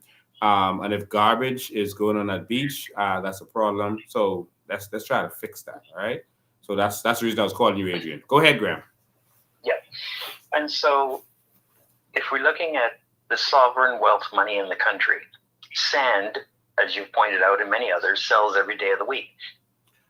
Why is this money not going to the people?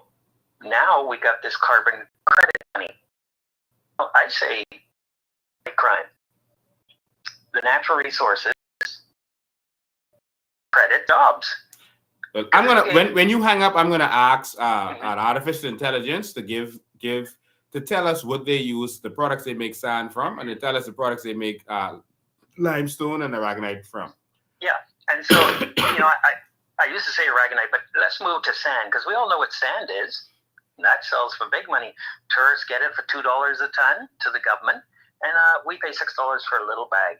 They're supposed to pay $2. They're not paying it. They agreed to pay $2, but they told me, Myers and Curling told me that no one is paying it.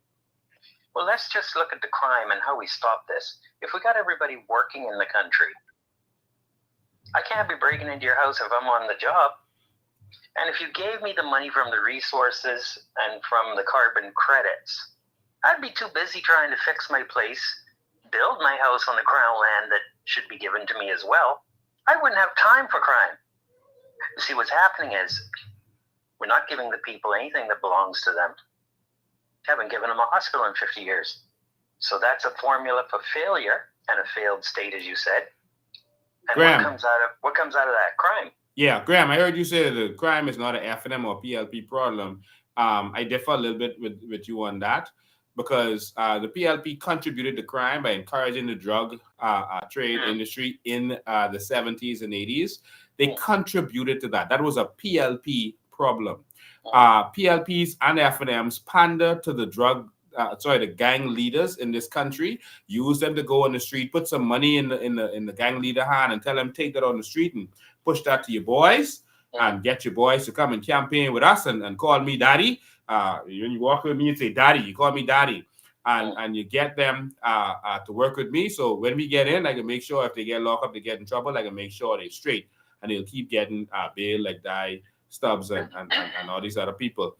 It's embarrassing. But they have contributed to this. Even the minute the member and the leader of the opposition, and the things that they have done, it's contributed. The last prime minister said that Togi and Bobo used to come to his house to bring him fish. I remember that. You can't go to his office. And he got the criminal going to his house to chill out. See, I guess. And you're saying that I don't mean you, Graham, but people are saying that crime is not a government problem. Yeah. They are encouraging it. Brave Davis and no one associated with the criminals. We know that. Well, I can't provide proof to those things. I wouldn't mention that. But because he represents them. He knows them, and he associates with them he used to represent them. So let me rephrase it. It appears that the governing party with two different colored T-shirts, because they switch T-shirts on us, but it's the same government, is continuous, so they say, neither has the solution to the crime. Let's move forward into saying, how do you fix this problem? See, if either had the solution, we wouldn't have crime. Look at Bermuda. Look at Cayman. Look at British Virgin Islands. These are people in our hemisphere. Look at the levels of crime. Oh, you got disconnected, Graham. Wasn't me. You can call back if you want to. Crime is a governmental problem. Adrian White told me to type him. He said send the type message. So I'll send it then. But I just said it and he's watching, so that's fine. 803-5995 is the number, so y'all can call us in. 803-5995 is the number. Crime is a government problem. When you have a government that is giving contracts to known or reputed drug dealers, using drug money to build government buildings, crime is a governmental problem. You see, we don't want to have the full conversation. Good afternoon, you're live. Yes, how you doing, man? I am awesome. Listen, bro. We're talking about system, huh? Yes. Brother, let me just say this, and I hope that people will understand. System is made up of people. What kind of people make up a system is the kind of system that we will have. The system of the Bahamas is embedded with other systems. And these other systems, such as the religious system, the political system, they are working together. And these systems, the reason why they're working together, to control all of the other systems that is in this country. Now here are some of the systems that is in the country that they control. The courts, the banks, all of the military forces, the schools, the church denomination, judges, magistrates, and all of them are working out of a dark, very dark place. So they could continue to control the masses of the low-class people through manipulation, intimidation, and domination. Only the people power can change this system through eyes opening on what you are doing. The truth, this system is so dark. People must know their life, and children, grandchildren must fight for it. The system must change in order for a change. I can talk to you personally when I see you, but let me just say this on crime. Crime is a very simple thing to solve. Crime is an offense. An offense against the state, an offense against individuals. There's two words people will always hear me say on social media: lawlessness, corruption, and law. Now, only law can deal with lawlessness and defeat lawlessness and corruption. The enforcement of law, when enforcement of law fails to be carried out, then lawlessness multiplies and it breeds. So crime is not a big problem. The reason why we have crime and lawlessness is because we have two political parties. And these two political parties, they are criminal parties. So let me say why I said that.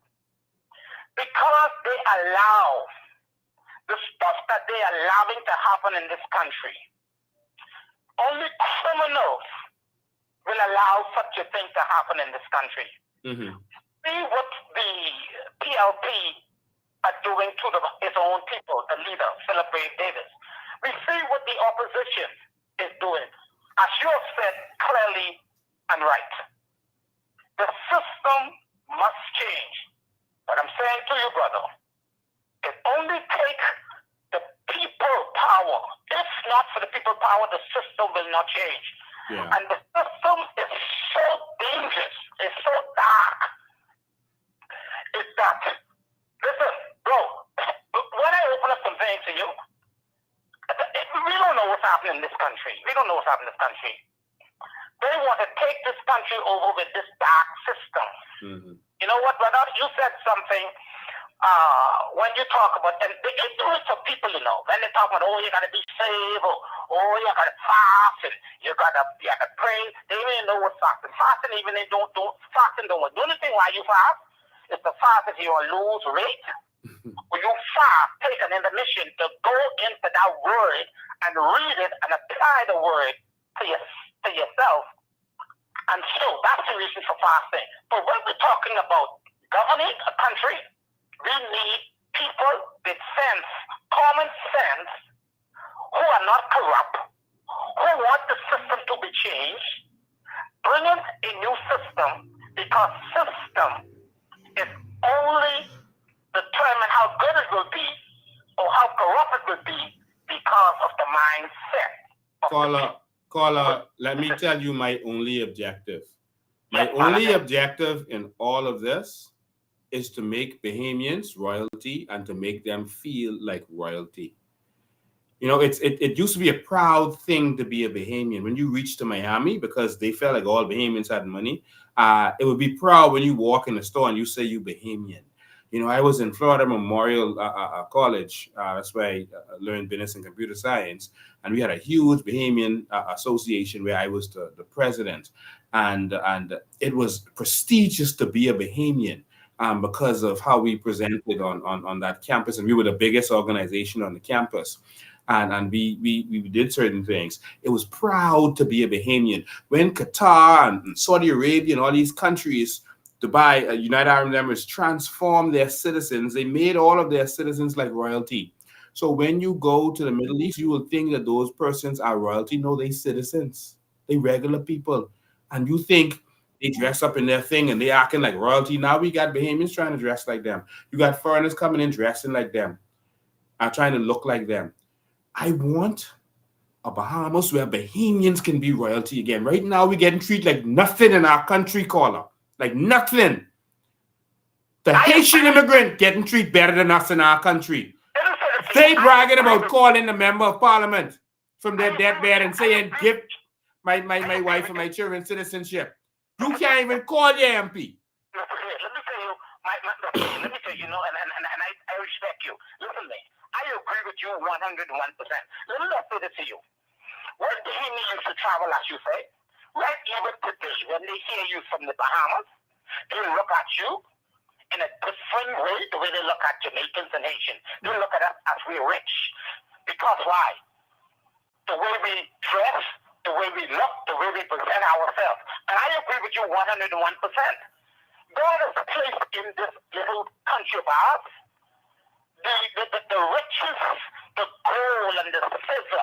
Man, let me tell you something. Everything that we need to be on top of the world, God has placed it in the earth. It's right here. You know, for us. So 1,000%. You know, but because of the corruptness of the politicians, they don't want this country, the people, they don't love it. I keep saying this. The politicians that we had for the last 50 years don't love Bahamians. They don't love organic Bahamians. They don't love this country. Because if they did, we would not be in the situation that we are in today, Mr. Bain. So I agree with you 100%. And I know under your leadership, I believe that you are the one who will take and to help to empower the Bahamian people, to take them into the new Bahamas and to restore us where God wants us to be. So all we need is persons, Bahamians, who have some character, integrity. That's all we need. They don't have to have no degree. They don't have to have no degree. They have 5 common sense, which is the highest and the greatest degree God has ever bestowed upon the human race, is common sense. And that's all we need. Common sense with some man with some business sense, and we can take this country to empower the Bahamian people. My brother. Thank you, man. Continue to do well, man. I love you, my brother. And all right. You know what? Man, you don't know. I talk to persons every day in the barber shop, on the streets. I hang out. I go on the blocks. You know, wherever I go, I open up. I try to open the eyes. What I've learned from you, what I've learned from Ricardo, what I've learned from blackmail, and you know, I am well known in this country, as you would know. So on the whole situation, my brother, I with you. God bless you, man. Thank you. Open the eyes of the Bahamian people. Thank you, man. God bless you. 803-5995. That's my only dream for the Bahamas. If we have a country that works, man, these politicians don't love you. They come to you every 5 years with crumbs. If they'd love you, they'd build a hospital for you. Long time. Build it now and try to get credit for it. They would have built it long time. If they'd love you, you would have had proper roads. You would have had a proper educational system. We talking about crime. We have an educational system that is failing. Some people misunderstood the message I sent out there and what I said on Steve McKinney's show the other day about, because the government keeps blaming parents for the crime problem. They say it's the parents ain't a government thing. The government can't be everywhere. The parents got to raise their children. And I just want to say this again before I go for anyone who misunderstood. That is the way it should be. It should be that the parents have full control of the raising of their children and a full responsibility. Full. They have some, but that's not the way it is. Someone quoted to me, they said the scripture says, train up your child in the way they should go. Train up your child in the way they should go. When that was written in the Bible, people used to, thousands of years ago, people used to actually train their children. You weren't forced to turn your children over to the government every day, except the weekends, for the government to train your children. The government forced by law, they force you to let them train your children. So you hear people saying, yeah, it's still the parents, it starts at home.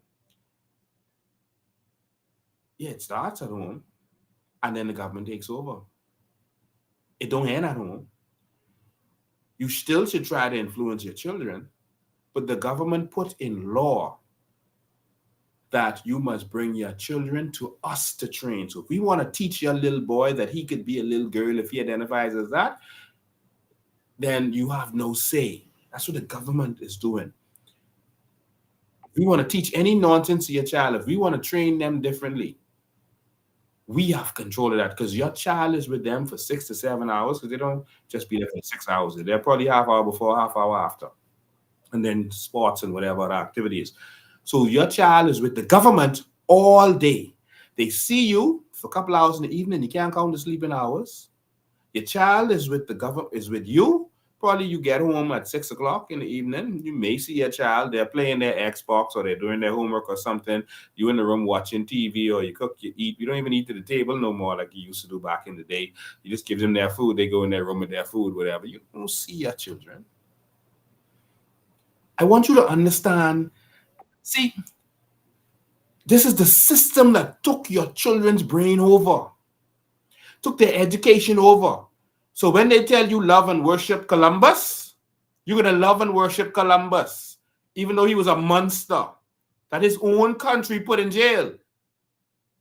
When he went back, they jailed him for some of the things that he did. And we gave him a statue. And we say Columbus discovered America. And they used to teach that. Columbus discovered America. He never set foot in America.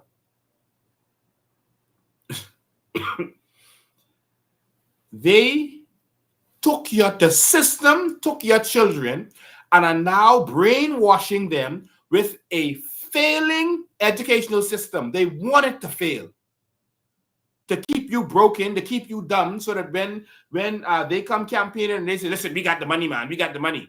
We give you some money. Don't worry about what's real. Don't worry about, no, that stuff Lincoln them saying, don't listen to them. You can't benefit from your natural resources. Just be a slave. They want you to not be able to cognitively consider the reality. They want you to say, I just PLP and that's all I am. Or I'm just F&M, that's all I am. They want you to say that and not think, because they are brainwashing you. When you look at the educational system in America and even England, when they teach you equations, they teach you with a view to doing something. They have science projects that you have to do and all this stuff. My daughter had to pass civics to get from grade 7 to grade 8. You got to pass Constitution and law and all that. Grade 7. You have to pass civics. When they teach you that you could learn, that you could think. Here, they don't want you to think. They want you to regurgitate. That's how our education system is failing, because they don't teach you the system now. Not the teachers. I'm not against the teachers. They're doing what they're told to do. The system teaches you to get information and regurgitate that information. In other nations, they teach their children to think. So here you learn equations and you feel, I'll never use that. I don't care about that. I'm never using an equation again. But there they teach you to use an equation for a purpose. Use this equation to build a bridge. Use this equation to make chemicals. Use this equation. They teach you what you're using it for, and it makes it fun and it makes you want to learn it. But our educational system just teaches you, here's your information. At the end of the month, you can repeat that back to me. And you don't mix that up. You repeat it to me just how I told it to you. That's it. Slavery education. We're going to transform the educational system because they have taken our children, put them in their system. And so if you put my child at gunpoint, because I go to jail if I don't send you my child, if you put my child in your system, how could you duck responsibility for my child's action and you actually training my child too? I'm not saying that the parent has no responsibility. You are training my child too, more than me. I gave the example. If a child grows up in a house with Jamaican parents, those children don't talk like the Jamaican parents. They talk like society. Society influences more than the parents in some instances. If you have one house, 2 parents or 1 parent, 3 children, the 3 of those children can be different. They can behave different. The parent's job is to steer them in the right direction, yes. One child could be academically inclined, one could be sports inclined, and one could be a criminal. Those children aren't exactly the same, even though they had the same training from the parent. And so it's the society job to deal with crime and how those children affect this society. So when your child decides they will be a criminal, despite what you teach them, some of the pastor's children is the rudest children. They grow up in church, they grow up with good lessons, good teaching, good education. Some of them is criminals. It's the society job to take over and make sure that they're in line. The problem in our country is there's no consequences. You shoot a man down in broad daylight, you will be out next week. Even if you get locked up. If you get catch, if you don't get catch, you're good. If you get catch, you could be out. And then you spend some days in jail, a long time in jail. You just come sign into the police, and that don't affect them. They don't care. Right now, there's no consequences. They're hiding behind the Privy Council, saying that the Privy Council don't want murders. No, the Privy Council told you to define worst of the worst. And guess what? They ain't doing it because they just know we ignorant because they take us in their system that's broken and then teach us to not think. All you know is what the politicians say. You see, this is why our system broken. This is why a politician should come, stand up in front of us and tell us any nonsense. And we say, oh, the politicians say it. They stand up in a suit. Oh, that's what them. That's what the prime minister said. It must be true. It was on the news. It must be true. Because they've taught you that once I stand up in front of you and regurgitate and say that to you, you must just regurgitate that is the truth. In education, they teach you to question everything, like Jesus said. Question everything. He said, question even the angels. Jesus said that because all them mean of God. Jesus said that.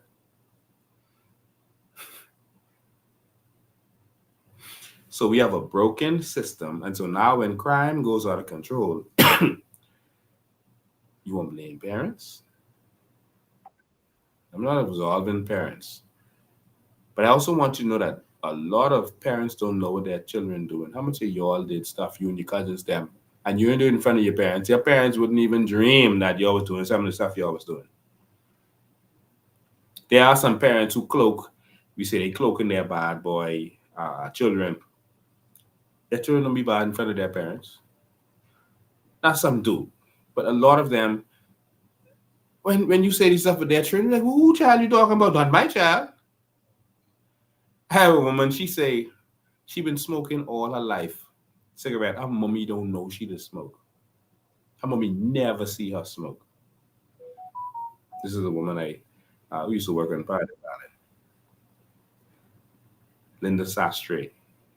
She's dead now. She was married to Gabriel Sastre, who was the general manager of Kentucky. She said, yeah, man, my mommy never see me smoke. Never. And so some of them cloak, but it don't matter. See, this is how the law works. Now the system is supposed to work. The system doesn't care who you are or whether you function properly or not. It deals with you. There's results. The system says, you're not doing what you're supposed to do. We have to correct that. We have to punish that and correct that. So when you fail, the system jumps in. Since we had 17 now, wow. Did a murder just happen while I was live? You know, I saw the Prime Minister's speech at the national, prayer thing. He didn't even pray. He just talked. He just read something off the paper. Because if you just go there and read this thing off the paper, all of a sudden, magically, crime is going to stop in the country.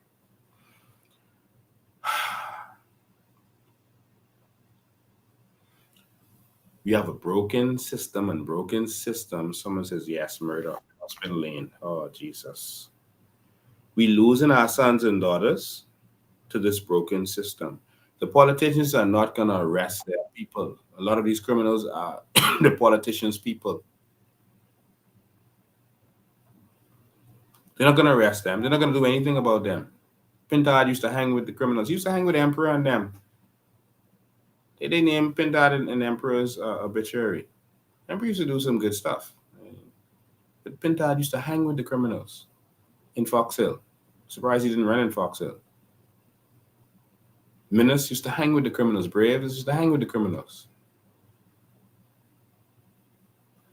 Crime is ingrained in our politics. We need a country that works.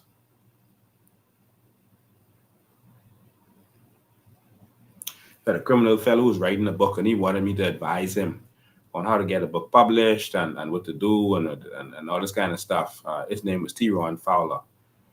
He used to go to my same barber shop as me. He's my brother, my barber's cousin. And so he wanted me to advise him. So we met. I looked, I read the book. The book had a lot of accusations and about criminal stuff, corruption with our government. A lot of accusations. He named some people in there.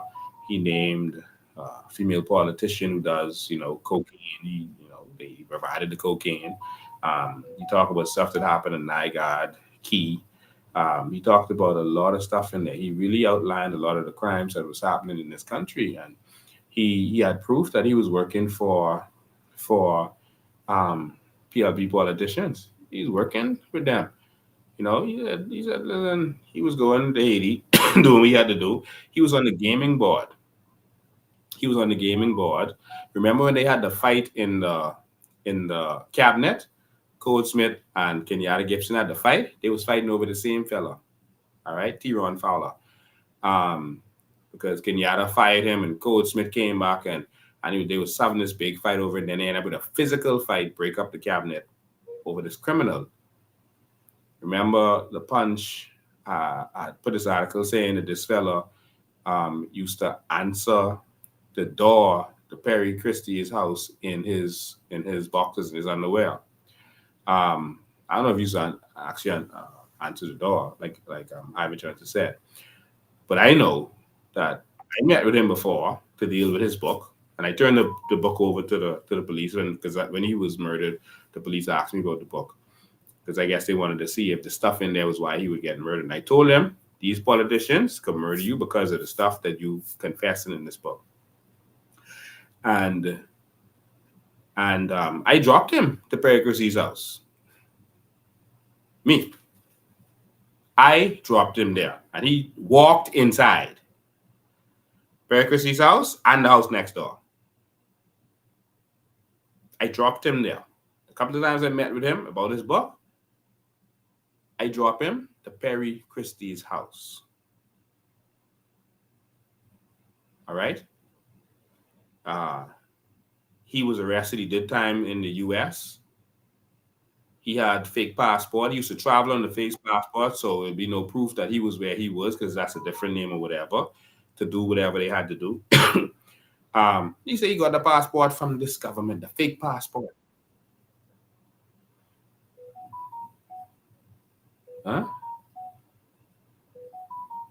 These politicians are working with the criminals.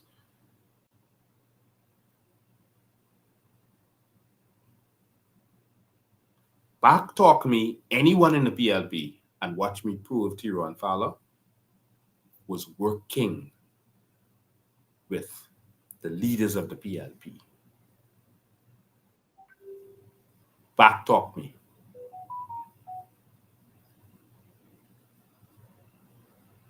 Three died in one day. Wow. 18.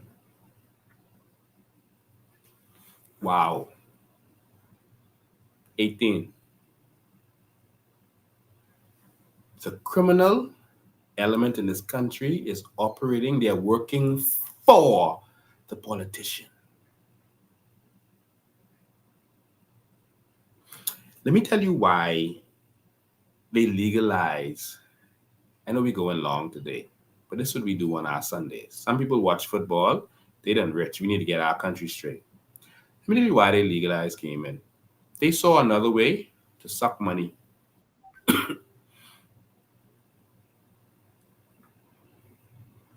They legalized gaming because now you see what's happening. The number spent will take their money, invest it, make it clean now in a government building, and they get to build their government buildings without spending the money of the treasury, but they get to build their government building, and they get to look good and benefit from the building of that. The person who built it benefits, and the person who authorized him to build it gets that under the table. Our whole country is ingrained with crime. Everyone voted to say numbers cannot be legal in this country. The Prime Minister said, we are going to reward crime. I don't know if you're awake yet. They will not resolve crime.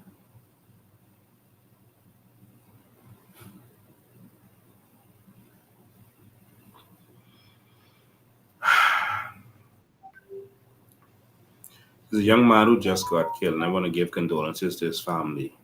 His mother was Rochelle Lamb. She's the sister-in-law of Carlos Lamb, who's the campaign general of Jerome Fitzgerald, who now doing all the dirty work of Brave at the office of the Prime Minister. But the young man was killed, and that's sad. No family should have to go through that. I'm so, sorry for that family. I know the mother. They got that car, the car that was shot up, that he was shot up in. They got that car back from the police the same day. In a matter of hours, they got the car back that he was shot up in from the police. And I was trying to figure out how you got the car back in hours. Like, they didn't even keep that for a day. Not even a day. And they gave the car back. So that means they're not going to do a real investigation then. The car should have been held as evidence. You should be still looking through the car and trying to find some evidence of something. I don't know about ever getting nothing back from the police that quick. And that was shocking. They literally got the car back in hours.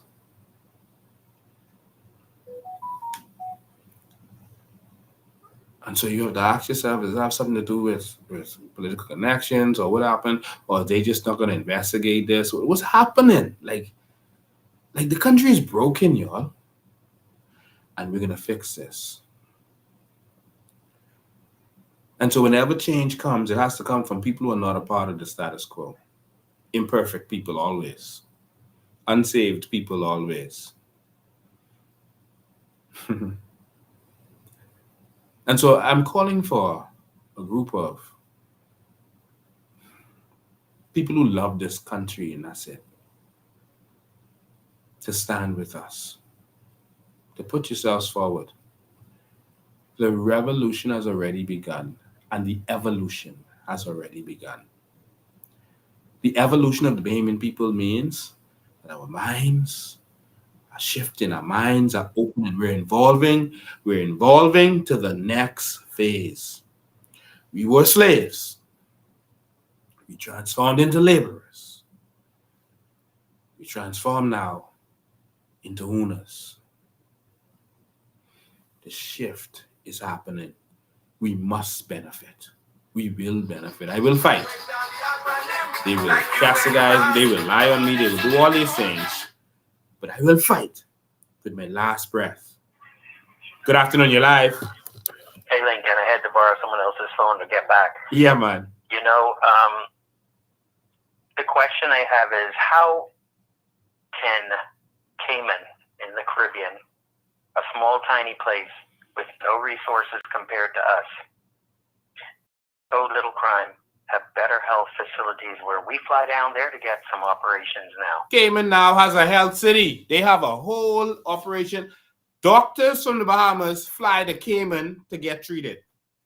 Well, I didn't want to say certain things, but anyway, that's not a secret. Doctors are leaving the Bahamas and going over there to get treated and it's cheaper. It's dirt cheap.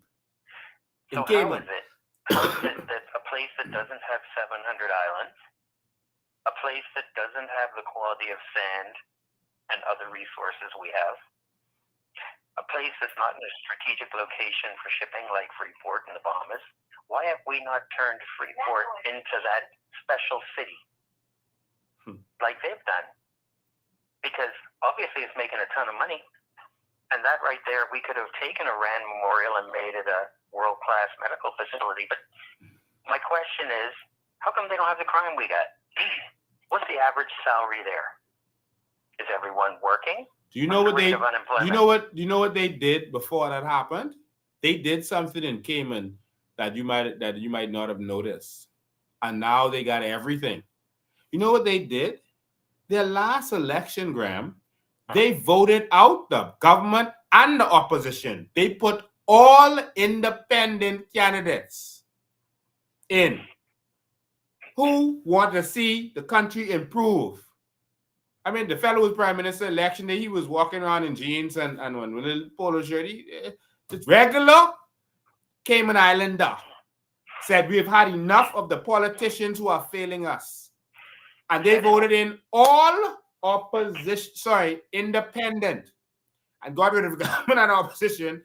Now they got a health city. Now the country is thriving. Everything is going good for them. So I didn't want to say it. I wanted you to break that down for the people listening. They do not have a brand new cruise port. You have to get on a little tiny tender to get into their downtown. Yes. Not a big cruise port, but guess what happens when you get off the little tender? What? You got to shop in all the local businesses. Yes, don't you? You do. You don't get to stay inside your little port and hide. Mm-hmm. See, we just got rid of Bay Street. Because if crime gets really bad here, at some point in the future, they'll say, hey, stay in the port because it's safe. Hey, Graham, let's go a little deeper. We didn't just get rid of Bay Street because of the port. Bay Street is now owned by foreigners, by Indians and Jewish people, everyone other than us.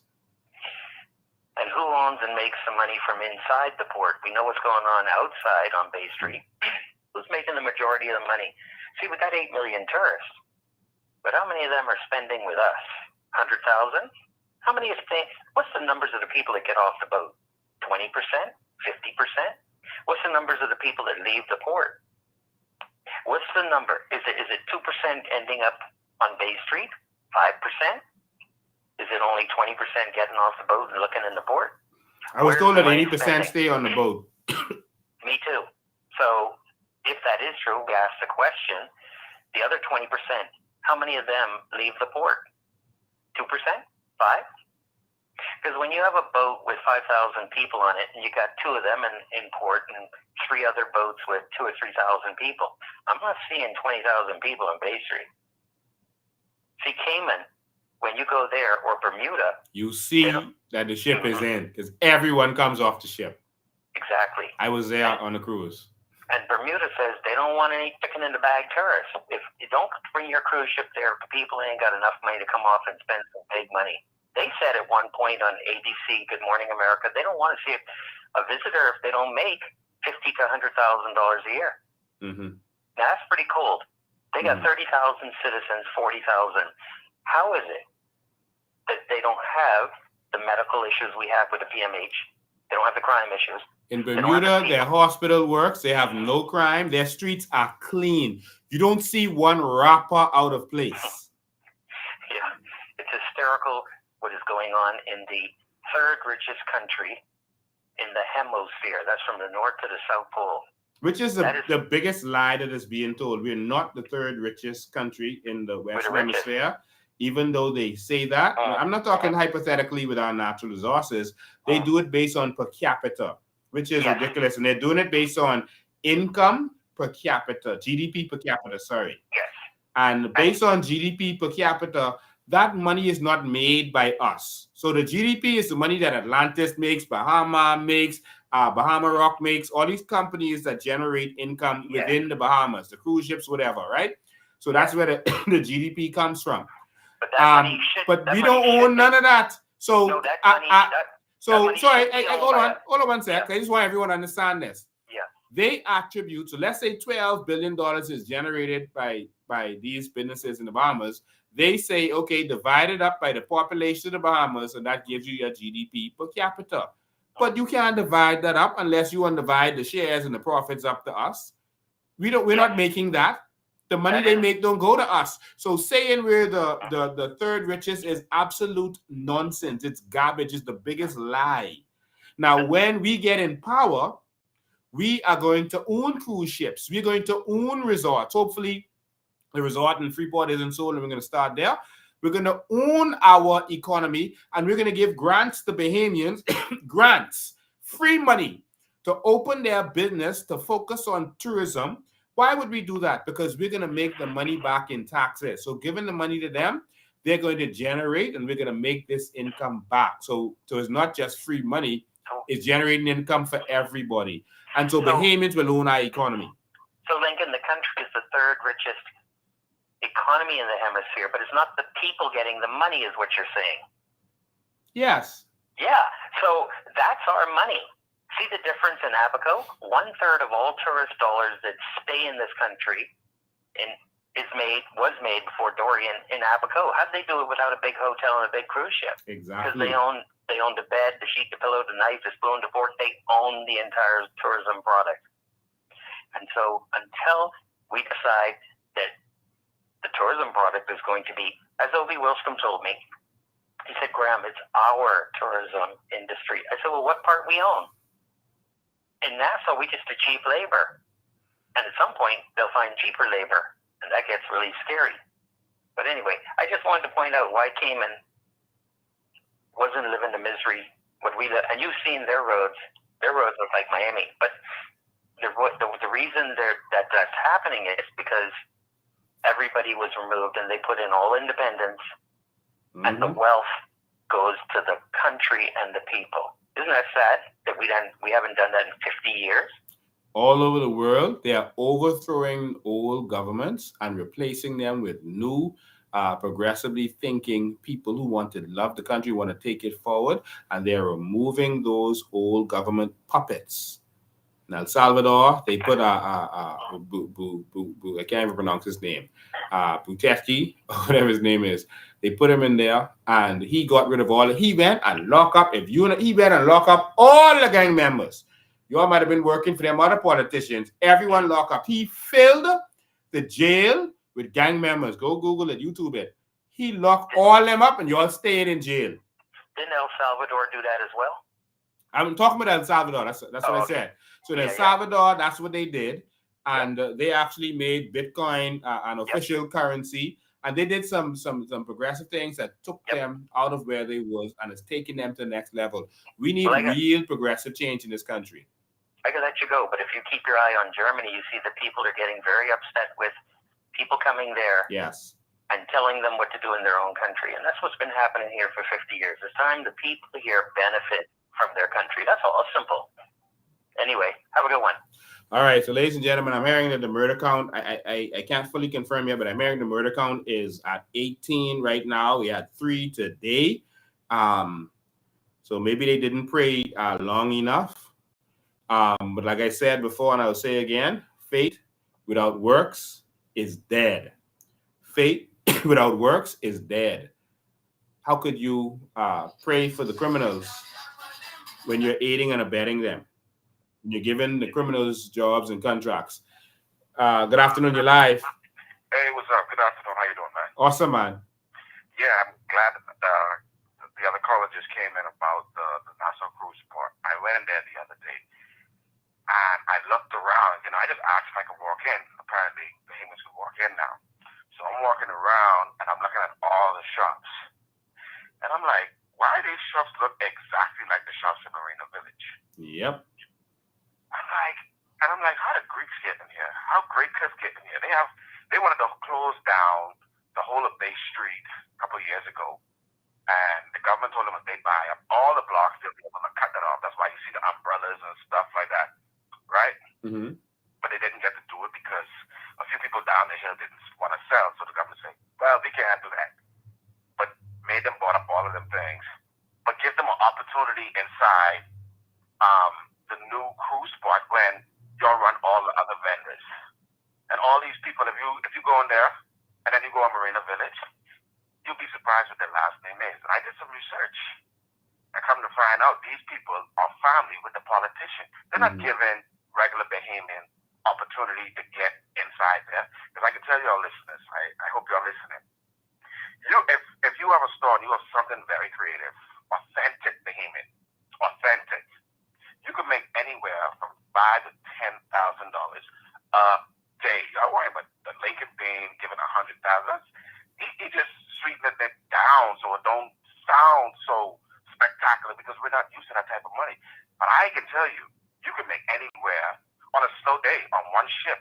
You can make $3,000 a day, guaranteed. And That's what the government don't want us to know. They're holding the tourism. You see Coco Key there? Coco Key, they ain't bringing down 10,000 people a day. You understand what I'm saying? I thank God for those who have their stall out there and they're doing their thing, but it is what it is.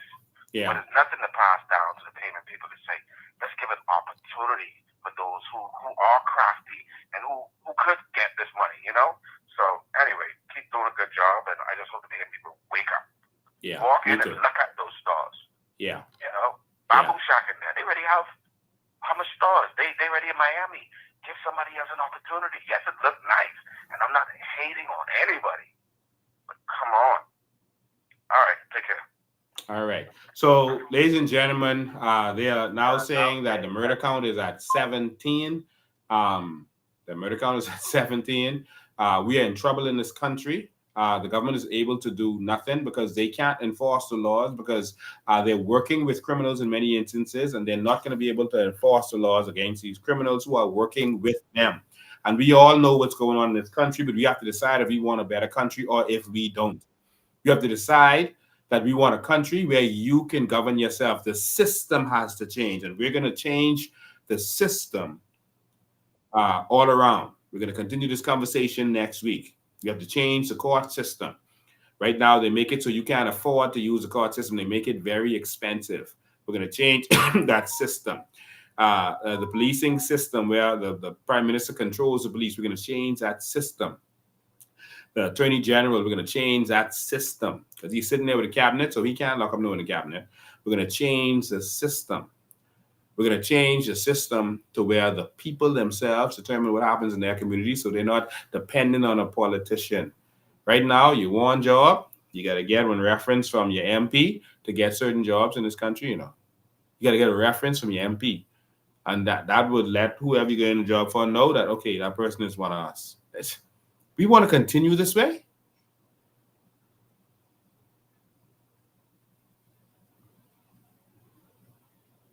So a female was just shot. A woman was just shot. Country is broken. We can continue like this, or we can have a Bahamas that works. We are going to make this Bahamas great to the world. And we're going to make Bahamians great. Bahamians from all around this world are represented. Bahamians are in major companies around the world, making other companies and countries great. We are going to bring them home, and we're going to have a country that works, a country that can shine. We are going to represent as a people. That is my prayer. And this is why I fight. This is why I take action. I don't just pray for this to happen. I put my money, my time, my efforts where my mouth is. I'm working for this. And I just ask you to join me. We can have a better Bahamas. We will have a better Bahamas. Change is not coming. Change is already here. Ladies and gentlemen, thank you for tuning in. We went 2 hours and 40 minutes today because I think this was important. This is important. The country is broken and it doesn't work. The government is making excuses, and they're hoping that when election comes, enough people say, I just PLP. I don't care. I just got to vote for my party. No, enough people say, I just F&M, man. Yeah. Everything Lincoln is saying is true and that's good, but I just F&M. What you want me to do? That's just what I am. And so your F&M is failing, and your country is failing because you just F&M. Your PLP is failing, and your country is failing. I just want to say this about the gangsterism that's happening in the F&M right now. What happened with Richard Johnson. Pintard used a gangster tactic by going to the courts, not just to get the courts to silence Richard. This is democracy, and you're in the Democratic Party. You should at all times be able to speak out if your party is going wrong. But Pintard got them to silence not just Richard, but the whole F&M. The injunction in places that no F&M can speak out against another F&M. Jesus. What? Richard, tell your lawyers to go back to that court on a constitutional basis. You cannot silence the official opposition. The people in that party are supposed to keep that party honest. You can't say an FNM can't speak out against another FNM. That really means you can't speak out against the leader. That's what that means. Do you don't realize what happened there? Never in the history of the world.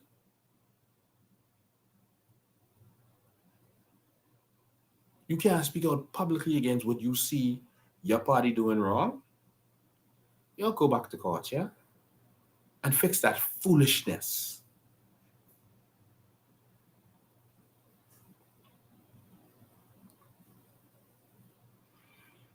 Ladies and gentlemen, thank you for tuning in. A new Bahamas is on the way. I'm going to go and get updated, call some police officers and find out what's going on with this murder. We have some more conversations. I'm just doing Sundays for now, so I won't be live on Tuesdays until I announce. We have a raffle that is going on. I'm sorry I took so long to say this. I normally have my team here with me that reminds me of certain stuff. I'm on my own today. But we have a raffle. So our office is open every day now. I think it is. Or someone from the party can post on there. We have a raffle that's going on right now. We're giving away a car, and the FNM does it. I think the PLP does it. So party's got to raise money. So we have a raffle going on. The tickets are just $10. You can go to the office at any point during the day, and you can you can get your ticket. We have persons working in there now, so they're there every single day. So go to the office and get your ticket. Support your party. Support the movement. It takes money. So, y'all got to keep going. You got to keep pushing. You got to do this. You got to do this. Go to this island. Go to that island. This takes money.